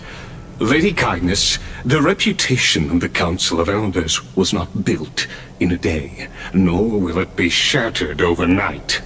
Repercussions await those who fool the people, and punishment must be meted out on those who abandon their vows. We should respect this beautiful city and her people. You... Lady Aglaya, the Gold Weaver, I humbly ask that you take on the responsibility of overseeing this judgment in the name of the fairness of Talantin and the justice of Kefali.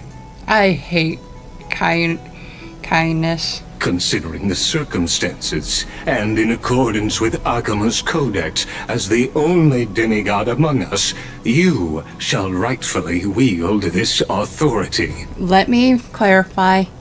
They're pronouncing her name as Kindness. I love kindness. Kindness. Kindness with no D. I don't like them. I don't like her. Kindness, I like that. Just saying. The honor is mine to bear. How is this permitted? Elders and citizens, silence, if you please. Anaxagoras of the Grove of Epiphany has made his statement clear. As per Akuma's codex, I request all present citizens to stand with me in exercising the right of judgment. First, Elder Kindness of Akuma and Lygus the Theoros stand accused of neglecting their duties and abusing the law, leading to the egregious blasphemy against a god.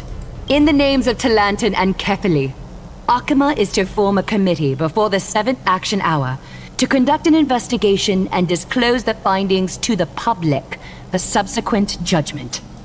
Yes! That's what we deserve! Agreed. Curse you! Deserve. Now, concerning Anaxagoras of the Grove of Epiphany, he has confessed to grave blasphemy against Kefali. In the names of Talantin and Kefali, the accused must be allowed to hear the people's voice prior to the execution, for a chance at a reduced sentence and possible pardon. Oh, jeez.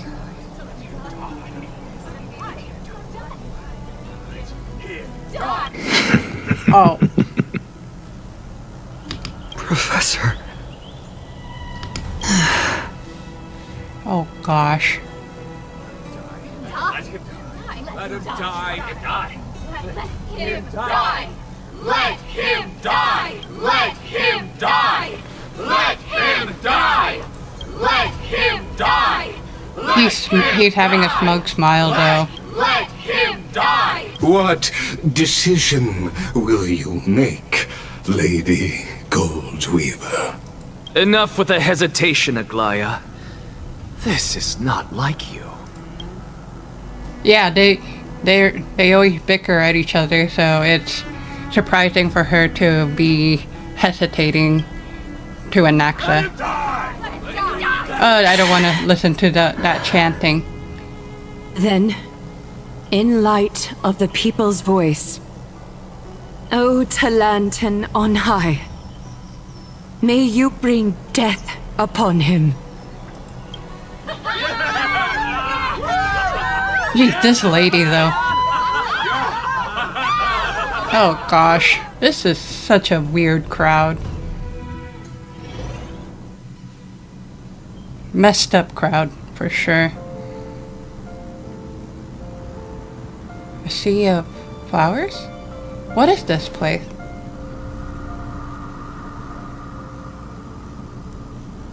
Castorus! Allow me to reintroduce myself. I bore the name of Castorus while walking among the mortals. And now, I stand as the demigod of death, the living side of Thanatos. Welcome to my realm, where the west wind ends.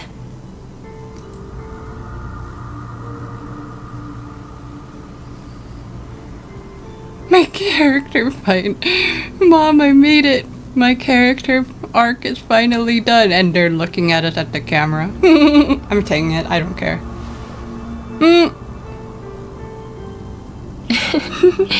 You're still as energetic as always. I love the dialogues of Trailblazer. Did you know?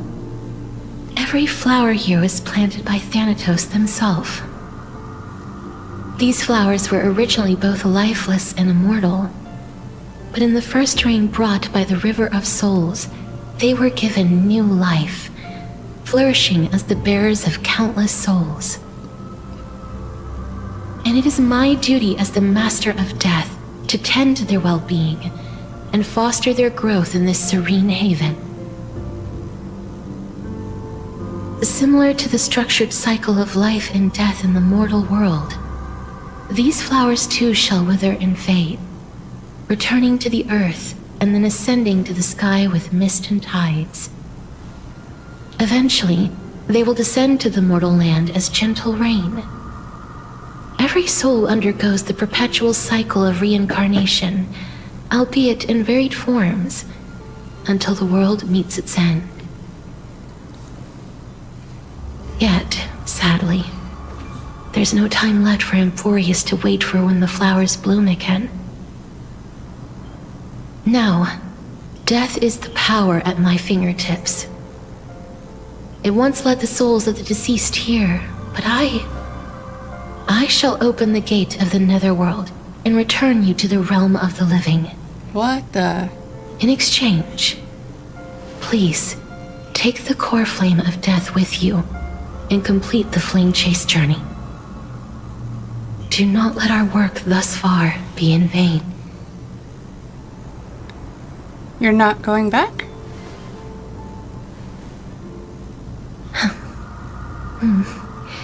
Just like the other demigods, I will stay here and embrace my destiny. So it's like Mighty, just staying at their place for, because they are a demigod.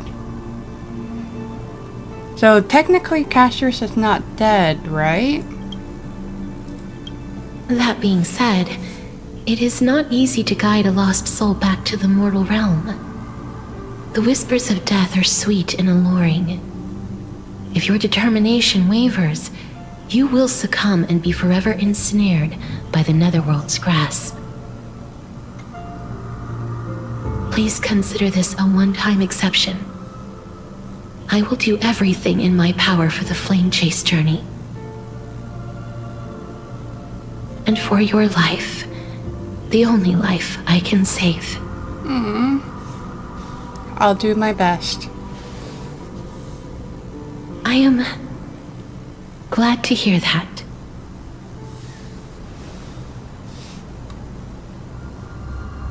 Over here! Keep moving forward and don't look back. Keep going. The Express is right here with you. I believe in you. Oh, wait! Ignore it. Resist the land of the dead temptation and leave the... Oh, that's the voices? Holy moly, that's scary. Please, I beg you, look back for me. One day our... Firefly! Lift your chin up high and step forward with us toward tomorrow! So basically don't... That's right. Keep your eyes on the dawn. So don't go approaching the thing? Is that what's going on? I'm Onward. Show me your courage. He's hot. I'm so curious. I really am so curious of what happens if we touch them. Partner, we shall become heroes together. Almost there. Oh gosh. Wait, is this the one?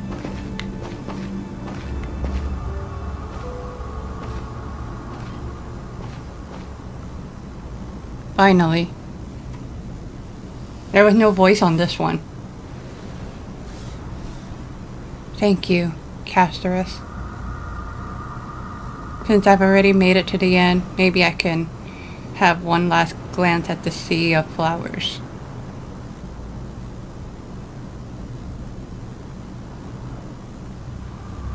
Wow.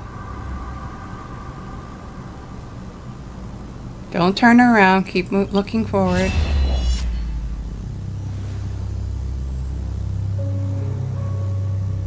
Fear not, as a touch of red will be awaiting you at the end of the path. Sorry, I thought I could show Acheron there. It'll guide you and illuminate the way out. By doing so, you'll eventually reunite in the warmth of the sunlight. Acheron is really important, huh? What the heck? Duh, she's... What's this? The Acheron is... I forgot what Acheron is. Emanator. There you go. Right? What in the world are these shadows and voices? All of this is proof that you once lived. Your soul, your memories, the years you've journeyed through, and the path they revealed, leading you back home. Who's talking? So, continue onward. Do not stop moving forward, and do not let her sacrifice and the support of all who have stood by you be in vain. Over here, friend! Ma'am! Take my hand! Let's go home.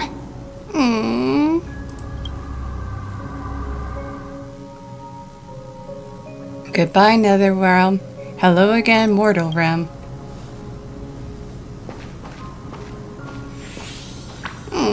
Let the trailblazing continue. I was so close to getting to Danheng and March 7 for a moment. But I forgot what was going on. I'm back. At last. I knew you could do it.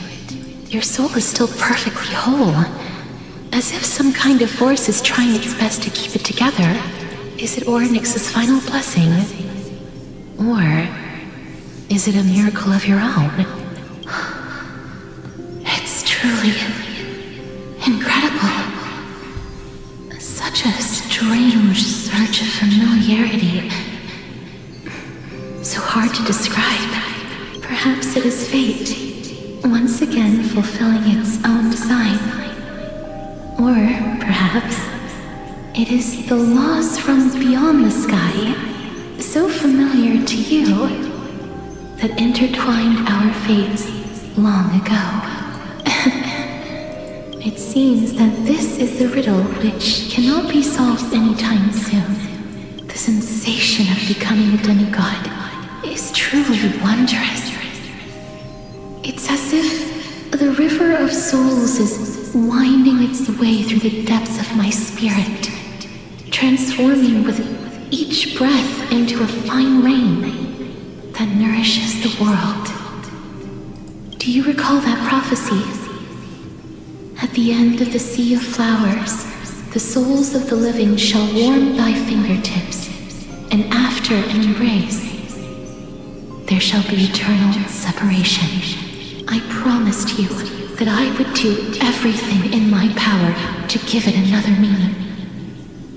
Now, as I stand as a demigod and destiny draws to a close, I can finally end it in a way that is as beautiful as it deserves.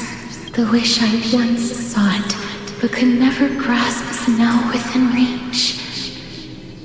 In this brand new world, every blooming life will lift its arms in celebration and recount the profound meaning of this very instant. Every touch, every embrace we share will never again be an ice-cold loss. They will radiate with an intense warmth, sowing love far and wide throughout the land.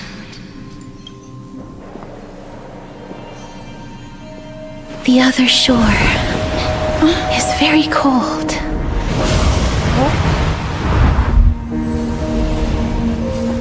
May I borrow your warmth one last time? Thank you for fulfilling this wish of mine. The place I'll be going to is what humans call the Land of Sorrows. I thought she was going to take my life But away with again. this heartbeat Because I thought I was and alive. the residual heat of this embrace, I shall turn the nether realm into a gentle place of rest.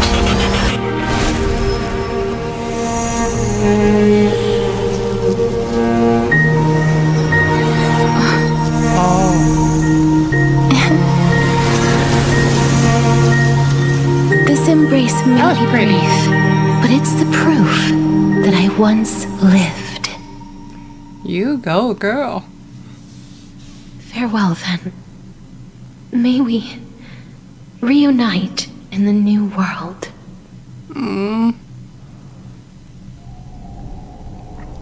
Presently in Akama. That grand and absurd performance was what you've been seeking your whole life? I gave up everything in search of truth. And it culminated in this very moment. You, on the other hand, performed as I expected. You did not hesitate when you saw the chance to attain power. It's as if you...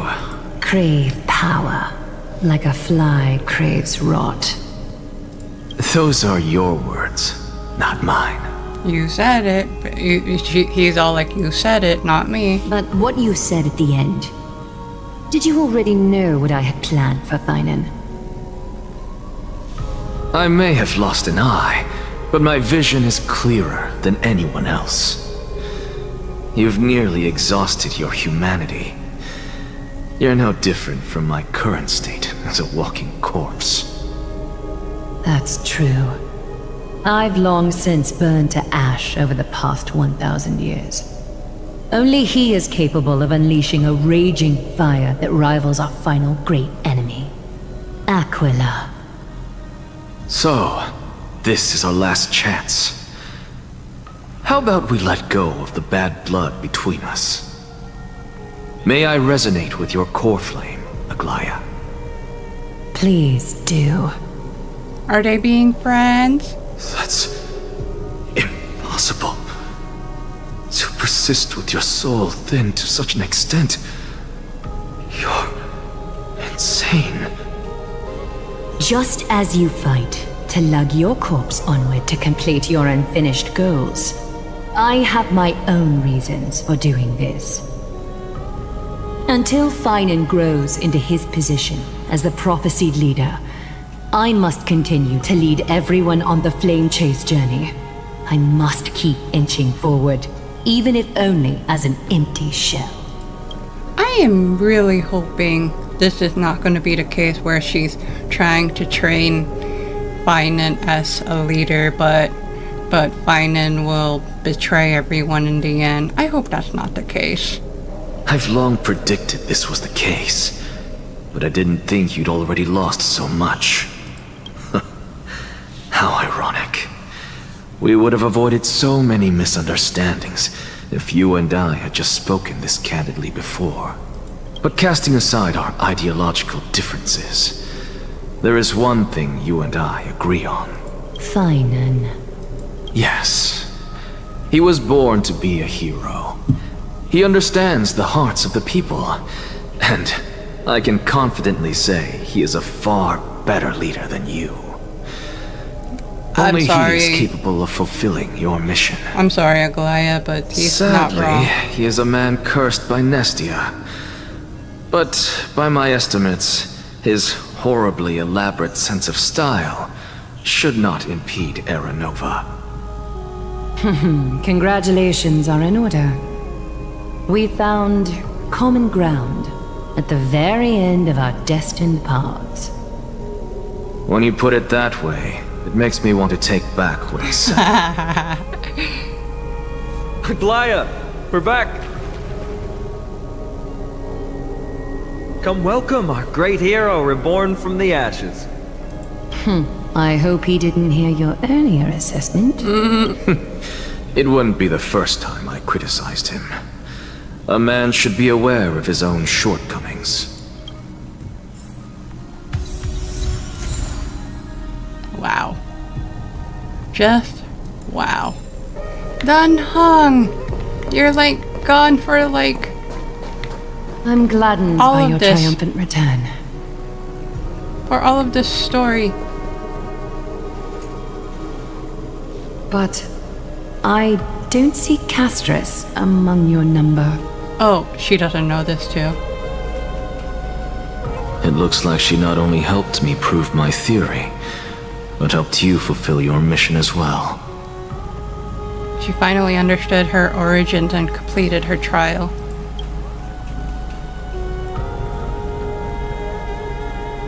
She might not have been able to change her fate, but she still wrote the final verse of her epic herself. Is she considered dead, then? Trinin, even though she's please not recite really? the prophecy for No. us. Trailblazer, please surrender that scalding cool flame for us as well. Okay, so... No, it's more... No, Castris is not dead. She just basically became a demigod, basically. You are the only life she ever saved by her own hand in her 1,000 years on this earth. I believe no one is more qualified for this noble task. Let the ceremony begin.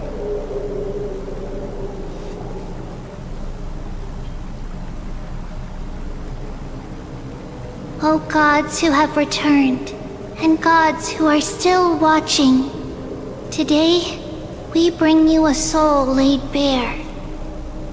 The Hand of Shadow, Thanatos, remembered their name from the past. From daylight they came, and to their fragrant dwelling they return, to walk now among your ranks. And there was one who joined hands with the Titan, a traveler risen from the dead and reborn among mortal kind. She is the everlasting night, and shall now proclaim in her good name, O Majesty of the 12 Titans, pillars of the world, we seek your divinity to mend the rifts of the world. Fill our bodies with blood of gold, till we wither in willing service to the prophecy. Step forward, trailblazer from beyond the sky, and together with us, Surrender the core flame and carve their star into the sky.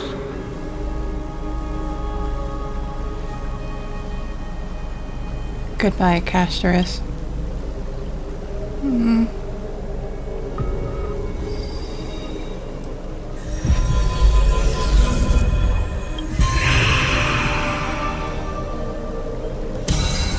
She's not considered dead, right? I mean, she is Thanatos, but still.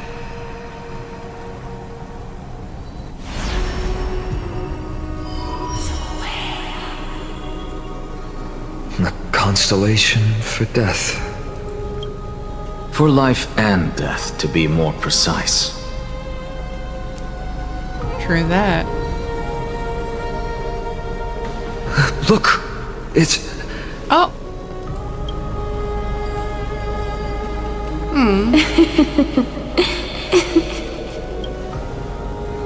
Is that Casterus? No, it's only a divine echo. I think she's here for the trial.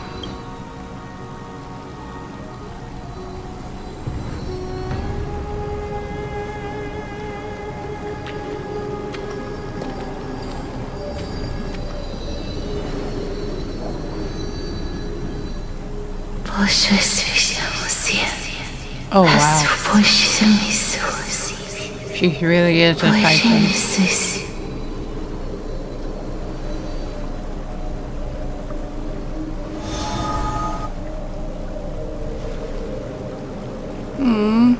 What did she say? That's the language of the Titans. Casterus. No. She really became a Titan. Titan. They said, I have illuminated the cold shadow of death. Onwards. For your path to the future is bright and its flame eternal.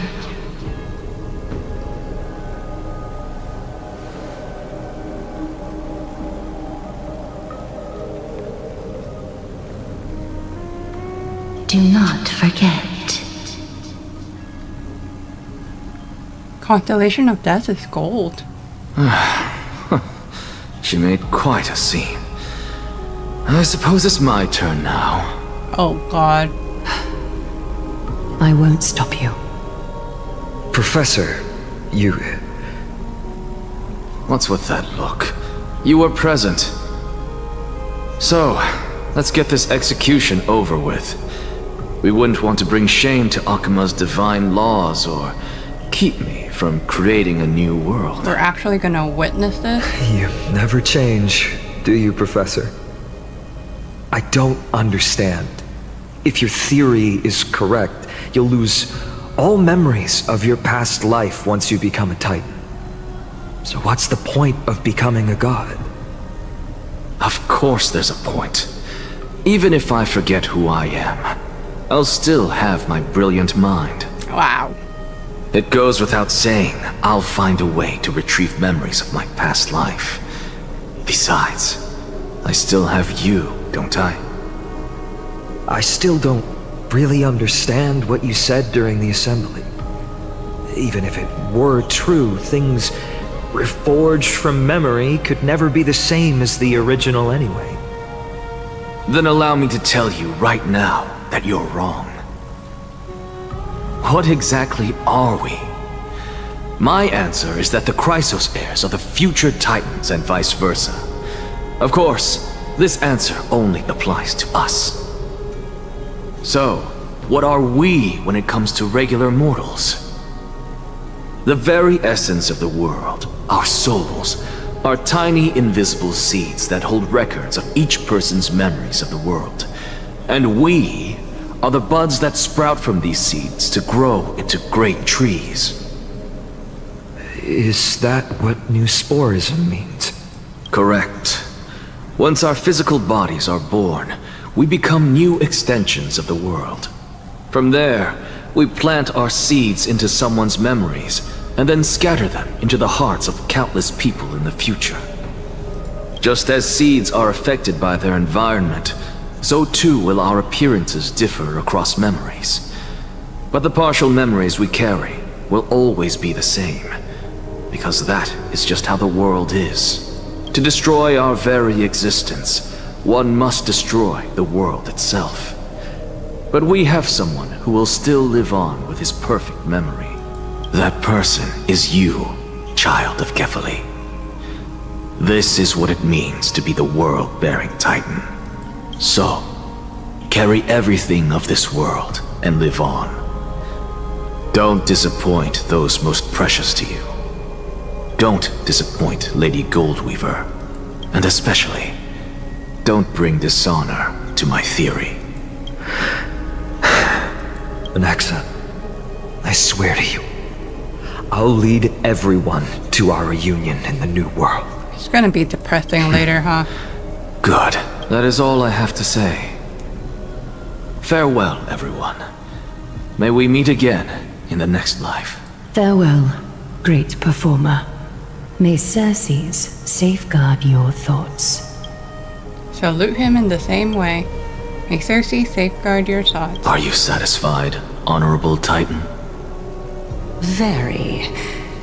I hereby swear I have borne witness. Anaxagoras of the New Sporists and the Grove of Epiphany has successfully overcome the trial of reason. Okay. Thus, I shall confer upon you these words. You shall transcend the peaks of purity and return to corruption and hardship. Oh, so that's a god's prophecy. It sounds like you just rephrased my past, present, and future. Oh, Circes. Is that all you've got?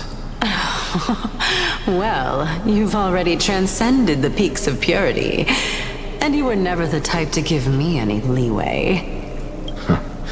That is true. But I do still have one question. I knew it. What is it? Maybe we're thinking of the same thing. As you've so boldly stated, we and the world itself live on through the memories of others. If that is the case, whose memories did the very first new spore sprout from? How should I know?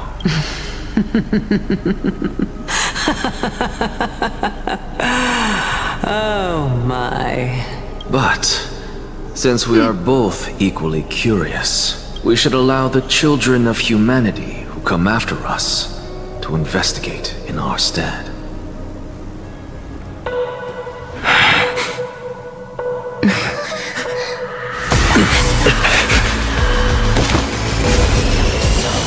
Rejoice, Circes.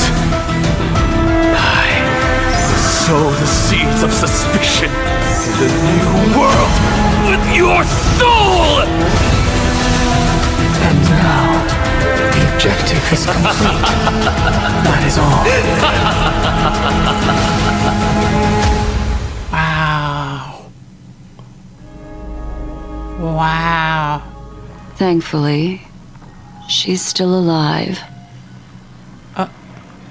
Was March 7th also in this condition when she was first rescued by the Express?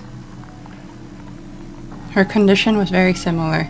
It's just at that time, the Express did not have a memo keeper who could diagnose her condition. But she still woke up naturally. Looking on the bright side, that might happen this time as well.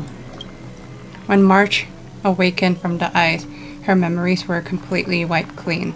I want to prepare for the worst and prevent something like that from happening again. Can you share with us your hypothesis? I do not have conclusive evidence, but judging by her current condition, perhaps March 7th's memories have been hijacked. Hijacked? Think about it, Miss Himiko. What will happen when someone loses their ability to remember? Wait. The Chrysos heirs loses their memories, don't they? Or sages or whoever from Amphorius. I'm not a biologist, but I hear there's a species of fish on Von Quat that has the memory span of less than a second. It forgets anything that occurs in the very next instant. Perhaps something similar will occur? Unfortunately, short-term memory is an entirely different concept from the inability to remember. Perhaps it is difficult for you to imagine, but an individual who has lost their ability to remember turns into nothingness. Nothingness? The belief of the Garden is that everything in this universe can be interpreted through memories. This is the driving force behind the continuance of this path. The past is made up of memoria, while the future is a possibility that will eventually be converted to memoria. But the present, it doesn't really exist, and it's only an abstract expression. Therefore, when a person is affected by the path and loses their ability to remember, their physical form will also be affected. These ice crystals are a manifestation of that. Miss Black Swan, there's one thing I haven't looked into deeply until now. You guided us to Amphorius but refused to tell us your true intention. Collecting memories is simply not a convincing answer. Is Miss Himiko suspicious of me? I mean, no offense. I am merely speculating, but I appreciate your honesty if possible. In other words, now is the time for me to prove my innocence. That's not a problem, of course. The true reason behind my intentions is that Amphorius holds special significance. For some memo keepers of the Garden with extremist views, it is a perfect example. Perfect example? A world that can only be seen through the Garden's mirror means that memo keepers have the right to keep the world in their private collection. If those Pathstriders of Remembrance were to uncover the secrets of Amphorius first, they might unleash their wild ambitions and remodel more worlds into a similar form. So, the reason you did everything you could to convince the Express to come to this star zone is just to uncover the secrets and foil the plans of these people? I chose to remain quiet before, because I did not want to involve you in the Garden's internal conflicts. Remodeling a world is no easy feat. These extremists likely aren't just simple Pathstriders. Do they wield the powers of emanators? You can be even bolder with your guesses. The people that I'm talking about, they aren't just individuals. They are an organization that has already attached itself to the pinky finger of Fu Li. Could they be the ones who hijacked March 7th memory? I cannot be certain, but at the very least, they are capable of doing so.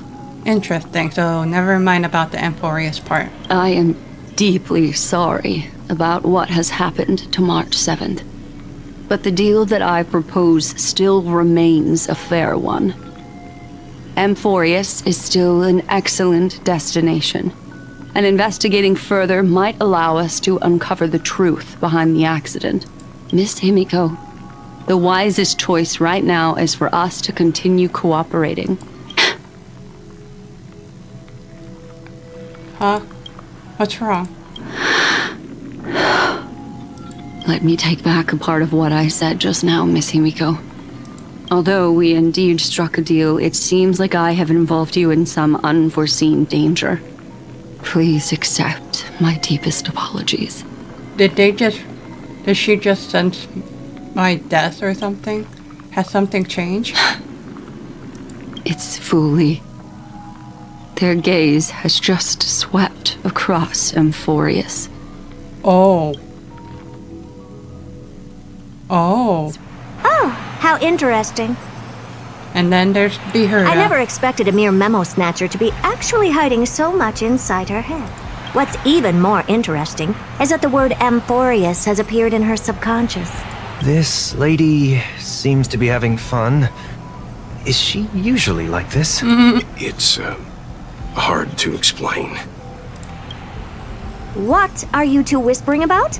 Has it not occurred to you that I can hear everything clearly?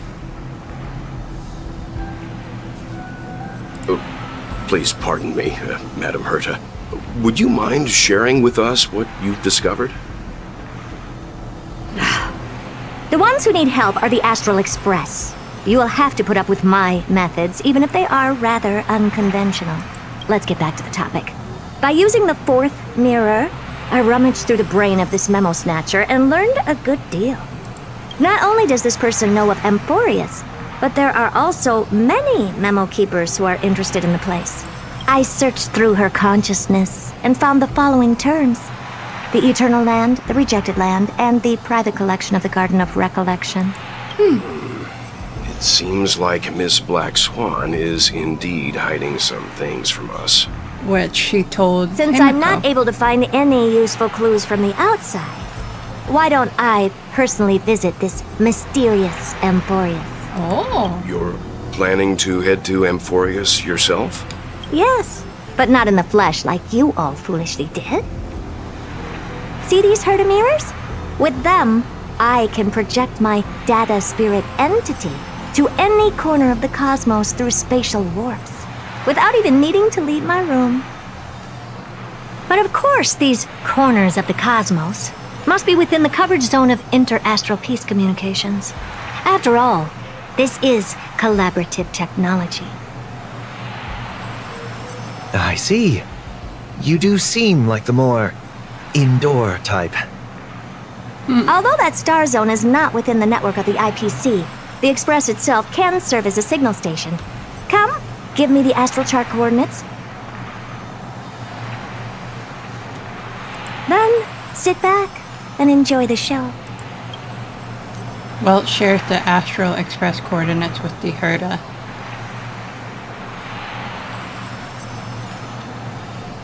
All right, now that everything is ready, mirrors, get to work. Get to work. Investigate. First mirror, input the coordinates. You'll be in charge of the spatial warp. As you command, Madam Herta. The preparations are complete. I wish you a pleasant journey ahead. Hold on. Hold on. Just in case. I don't know if I'll need it, but just in case. You know what? I'll just keep it as this. I don't have a perfect team for Herta anyway. Second mirror, prepare for the thought refraction. There's still some distance from the Astral Express to the Amphorius celestial body. You're in charge of sending me over. This time, raise the power to the maximum. Don't be stingy. Oh, okay. I won't fail the mission, Madam Herta. Third mirror, you're in charge of generating the data spirit entity. I'm happy to help, Madam Herta. What kind of appearance are you planning to use this time? Good question. Let me think. Forget it. Just use my own appearance. There's no one there that'll recognize me anyway. As you wish. Return to the first mirror and prepare for the warp jump. Preparation of the data spirit entity complete. Thought refraction at max power. Excellent. The first mirror. Let's get going. Have a safe trip, Madam Herta. May your journey yield good results. Coordinates input complete. Preparing to activate spatial warp. Destination: unknown celestial body. Amphorius. Spatial warp countdown.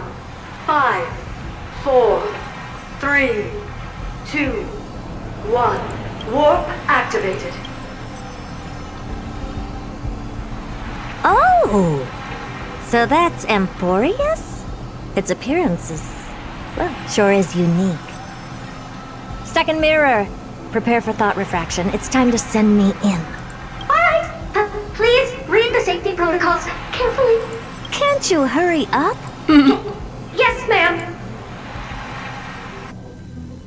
I didn't expect it to be so turbulent. I should have asked the second mirror to use slightly less power. Oh, slightly less power. What a magnificent sight. Is this the entrance to Amphorius? Let's see. Perhaps I'll be able to find a way in.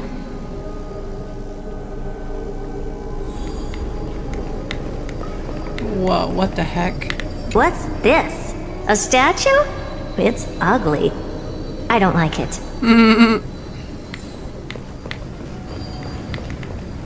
Oh, I finally found your traces.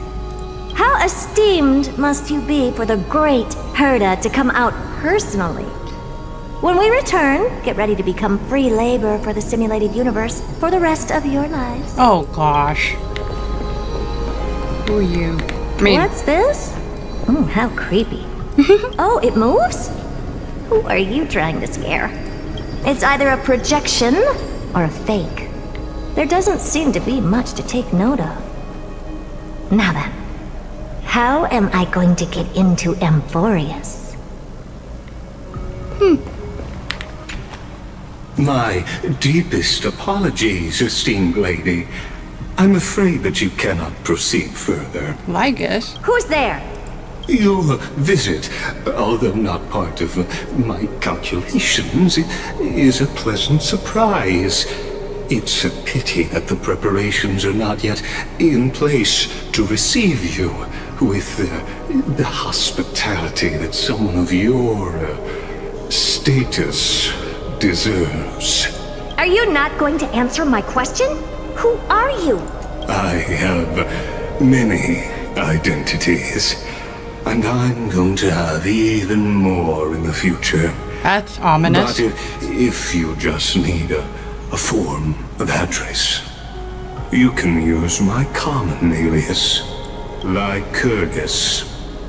Lygus. All right, Lygus. But you can't possibly think that I'm just asking for a name, can you? Regrettably, I do not have the authority to share more information. Why is he being all... Why is this one being all However, ominous?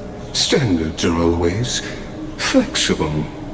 While not violating the ultimate agreement, I'm able to disclose this piece of information.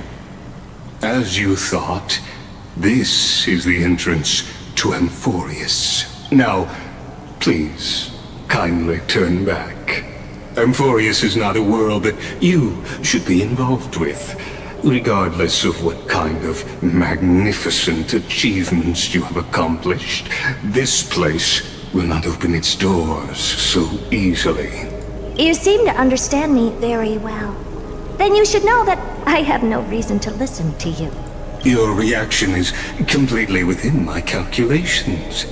Despite my long years as a watcher, it seems like my assessment of human nature still remains accurate. From you, I'm able to sense a beautiful desire for knowledge, but my answer remains unchanged. Madam, it is with the utmost goodwill that I suggest you return to where you came from. Let's assume for a second that I'm not so well-mannered, and that I insist on uncovering the secrets hidden behind you, Mr. Lygus. How do you plan to dispel this notion of mine? Within the scope of the ultimate agreement, there are 178,244 logic chains at my disposal to convince you. After filtering through them, I have determined that I only require 3 to attain the results that I desire. Oh?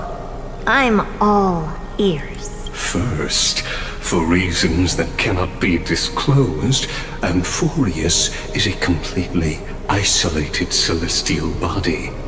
Apart from me, no one else will be able to help you enter. That's not a good argument. Second, if your plan is, as you've alluded to previously, to force me into cooperating by showing hostility, do know that Just like you, I have basked in the gaze of the erudition. I stake my honor and assure you that in the worst case scenario, our mutual destruction will be inevitable. Oh? Exactly. No wonder I couldn't find a back door. When I did a scan of our surroundings, the safety protocols on you are comparable to Screwy's. How interesting. I assume that you still wish to hear the third logic chain? Of course. Why wouldn't I? Third, even if you exhaust all your means and find a way to break through, you will surely give up once you understand the consequences of your actions.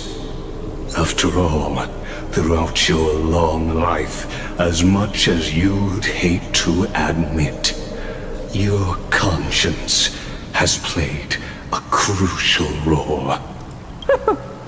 What a brazen robot.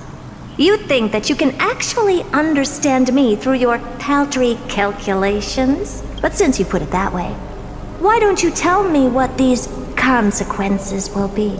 It concerns the third path that is entangled with Amphorius. A path that you and your friends still very much lack understanding of. The destruction. So, if you ignore my warnings and persist in your ways, you will break the shackles of a Lord Ravager. And when that happens, their fury will engulf the cosmos. Wow. You end it there? Are you serious?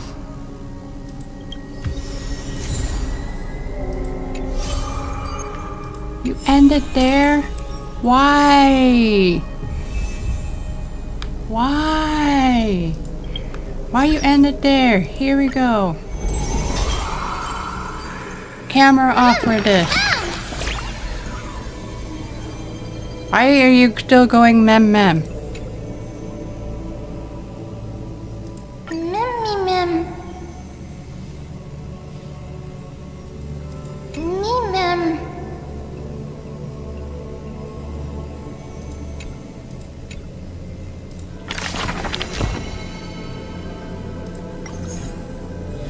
Wow, I got two.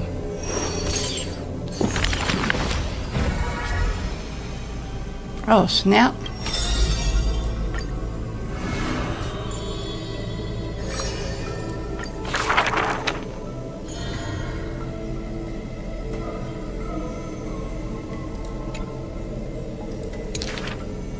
Just pause the video to read it. I'm not gonna read it.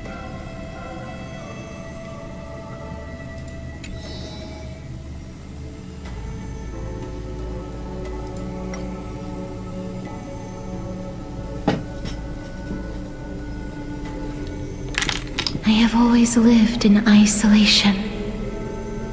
Out of courtesy, this is how I practice my words and actions.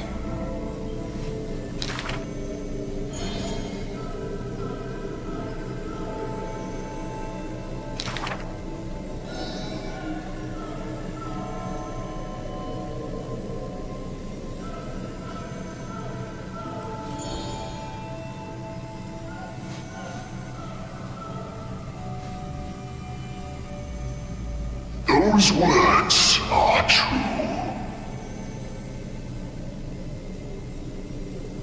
Though they won in fierce battle, the warriors were powerless to turn the tide.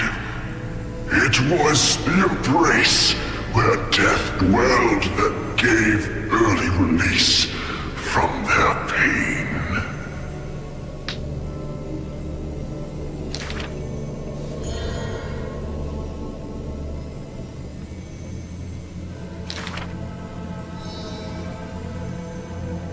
That was quick. Why was that one too quick?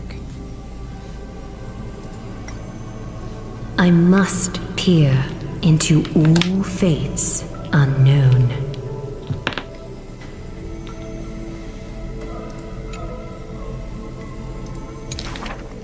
Oh, that's why it's too quick. Okay, never mind.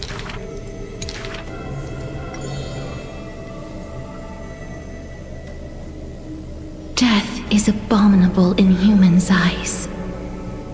Apart from my identity, there's nothing about me worthy of praise.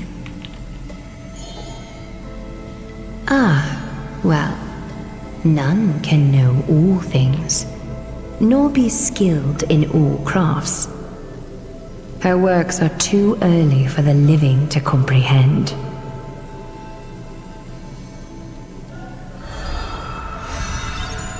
There's Castoreth.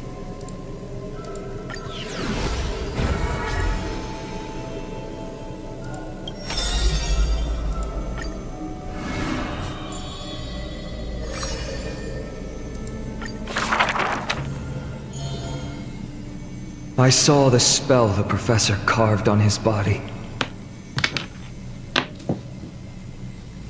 It must be a power most secret, a means for one man to stand against 1,000.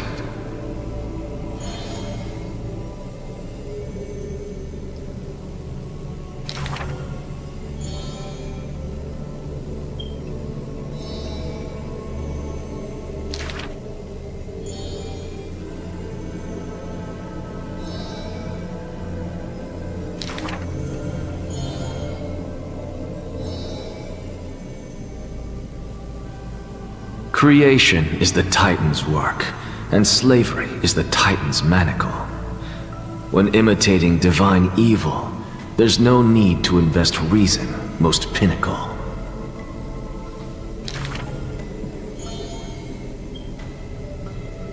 If it's just for odd jobs, students are a better gamble.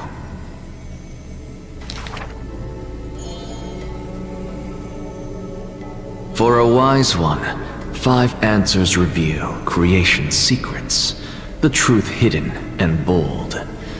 But a fool learns but not, and is left in the cold.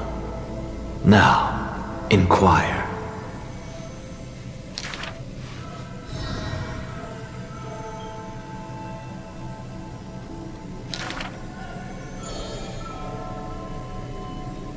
He is panicked by the flow of time, for his work is yet done, yet to implement.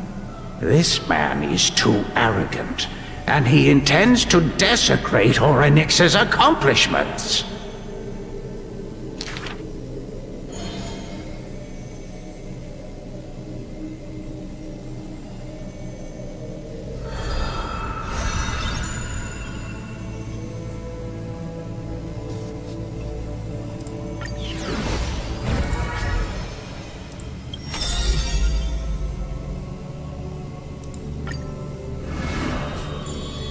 Oh, it's her first one, huh? I was wondering why she looked like card of stock. Is this courtyard a tad too small? It's okay, Clementine. As long as it provides warmth plenty.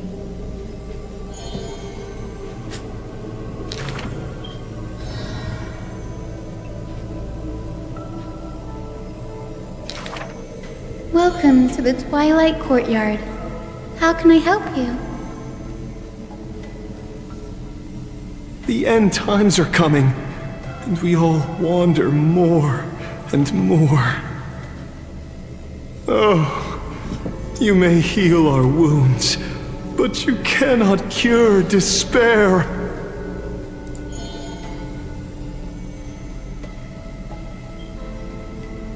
Clementine, prepare some things of me. I want this place to be brighter tomorrow.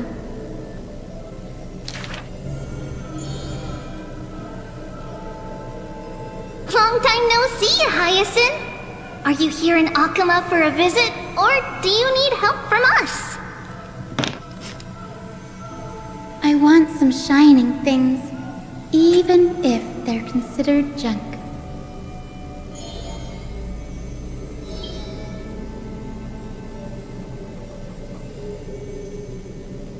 Little ones, Thank you for your light.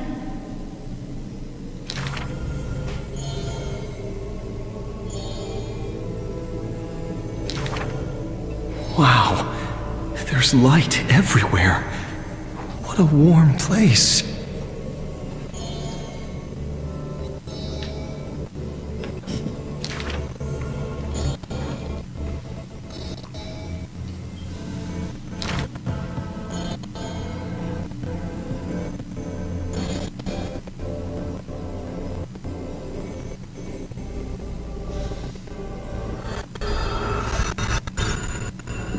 The autoplay went by so quick, so I hope you're able to pause it on time. I had to step out while letting that play. But anyway, there's all that. And 1, 2, 3, 4, 5 flame chasers we have not seen yet. I mean, one of them should be Cypher though. But okay. Oh.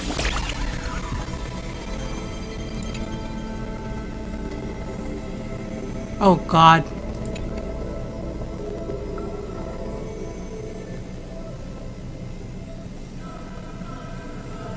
I don't know what that means.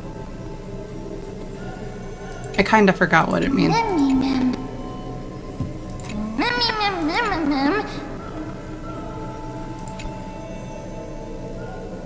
Stomp me there.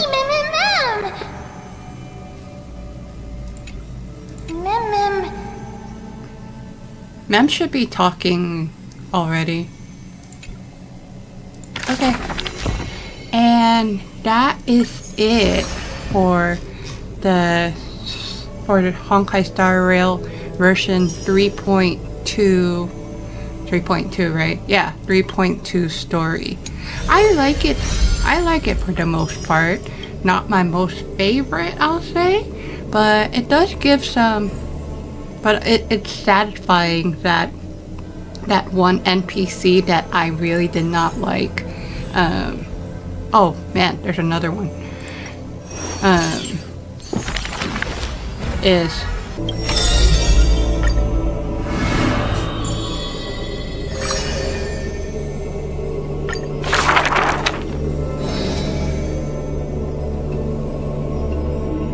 The first story is titled The Golden Apple.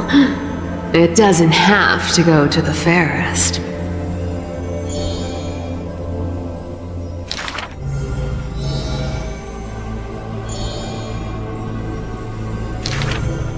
The second story is titled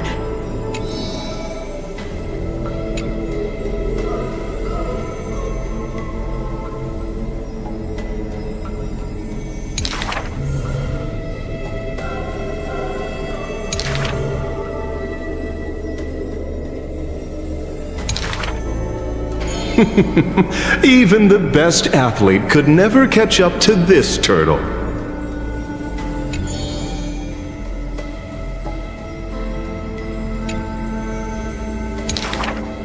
The third story I will tell is titled A Competition in Trickery.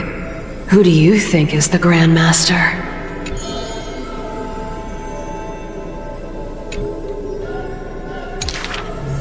I think the world is a gourd. In truth, we are all already dead.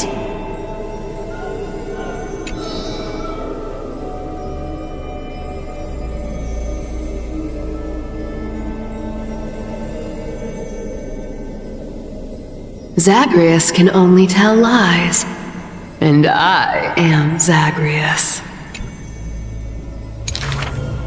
The fourth story is called You Like Money. Good. But you must pay the price.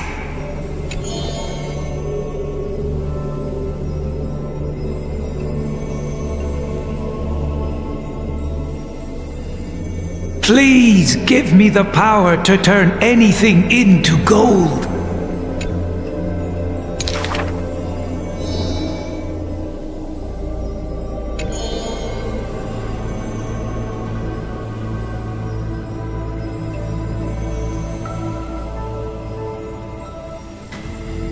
Go back and check your vault. Some gold may be missing. But your beloved is right there, waiting. Cyphera, you took another long journey. And we want to hear your fun stories!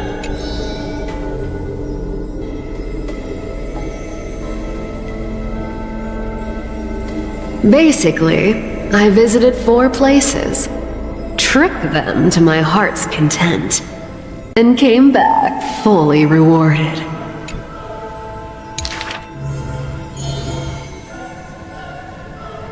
The dawn will never cease, and the thief star wanders in foreign lands.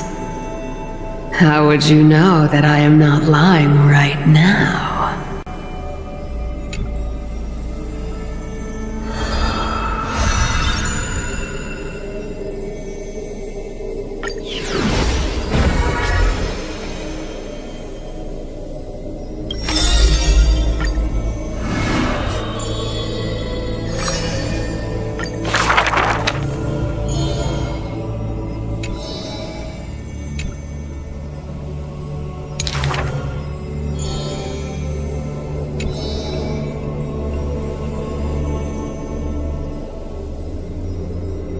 Before a strong wind, a weak nobility cannot stand.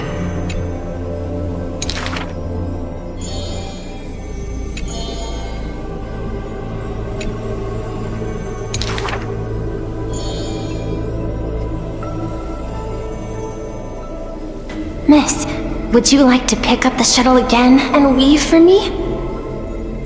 Though I can no longer see, I still want to don the garments you weave.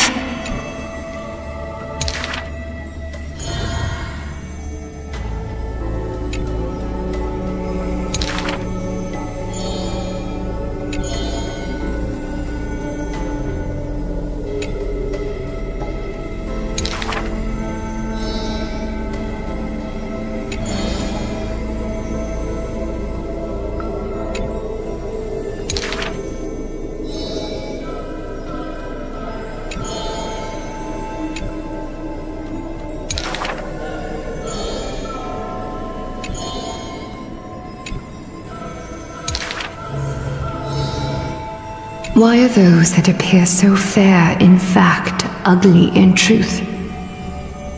Why do faces unsightly contain souls cut from noble cloth? Why can the blind see the light? And why do those with eyes only see night?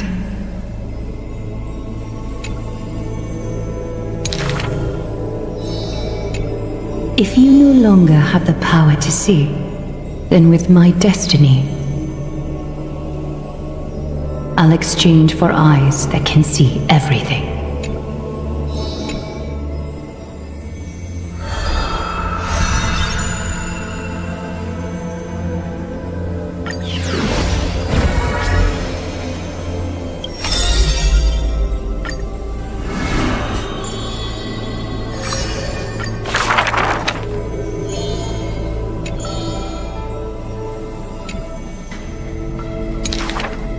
Before people pass away, I write down these poems.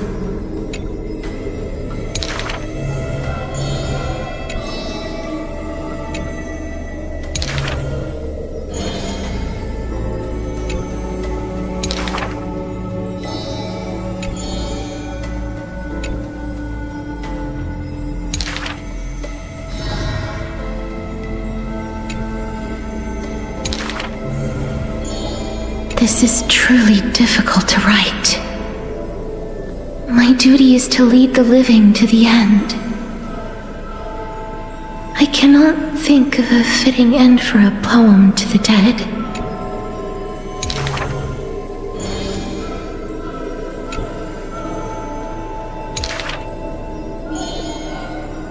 What she brings is not only death.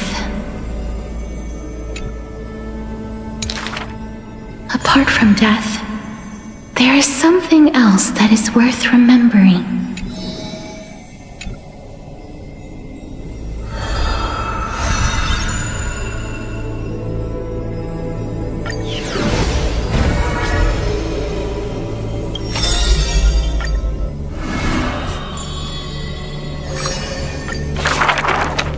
Do not make him your enemy, even though he may seem frail and weak. He may seem cold and unkind, but he sees through human emotions with just a peek. All is science, and human wisdom knows no bounds.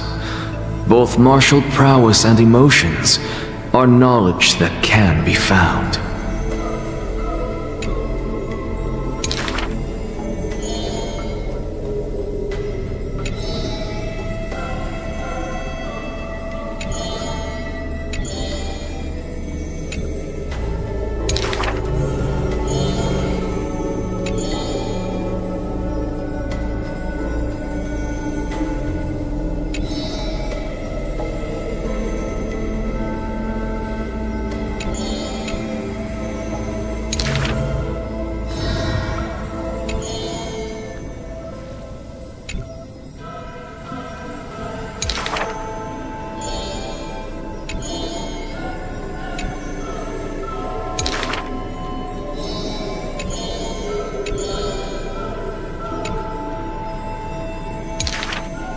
If this road is easy to walk, then future generations will not praise my name in...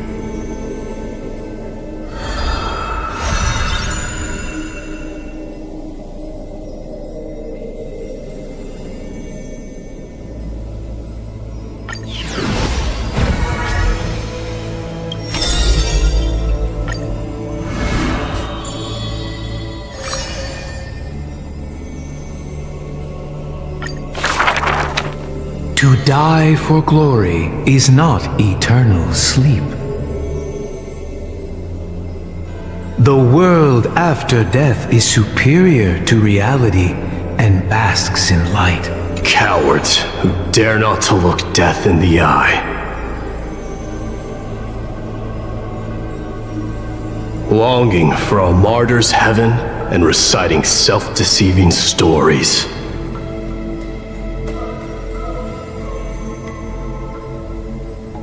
True warriors should treat that paradise with spite.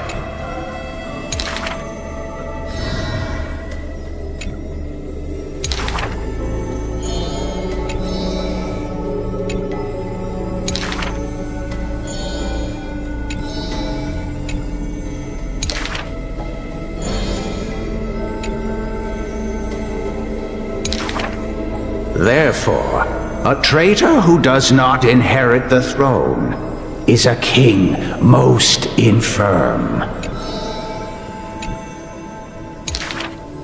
Never turn... Your glory lies not in death, but in my hands.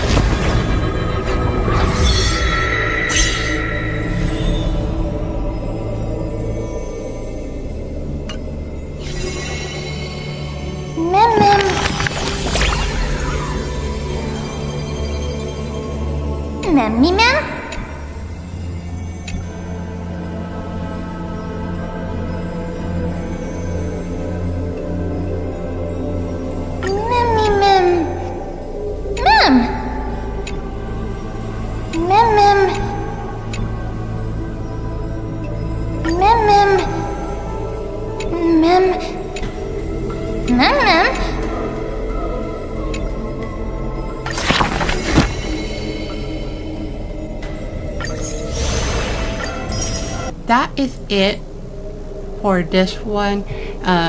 Yeah, not my favorite, but I have learned a bunch at the same time. I do like Casterus and Anaxa too. They are really, really cool. And things are just going crazier from here on out for Honkai Star Rail Amphoria's story. So until then, thank you so much for watching. If you liked the video, if you like all the 3 videos, 2 or 3 videos. I don't know what I post. Make sure to give them a like, subscribe if you want more content from me, JLRU, in the future. And I will catch you all in the next video. Take it easy.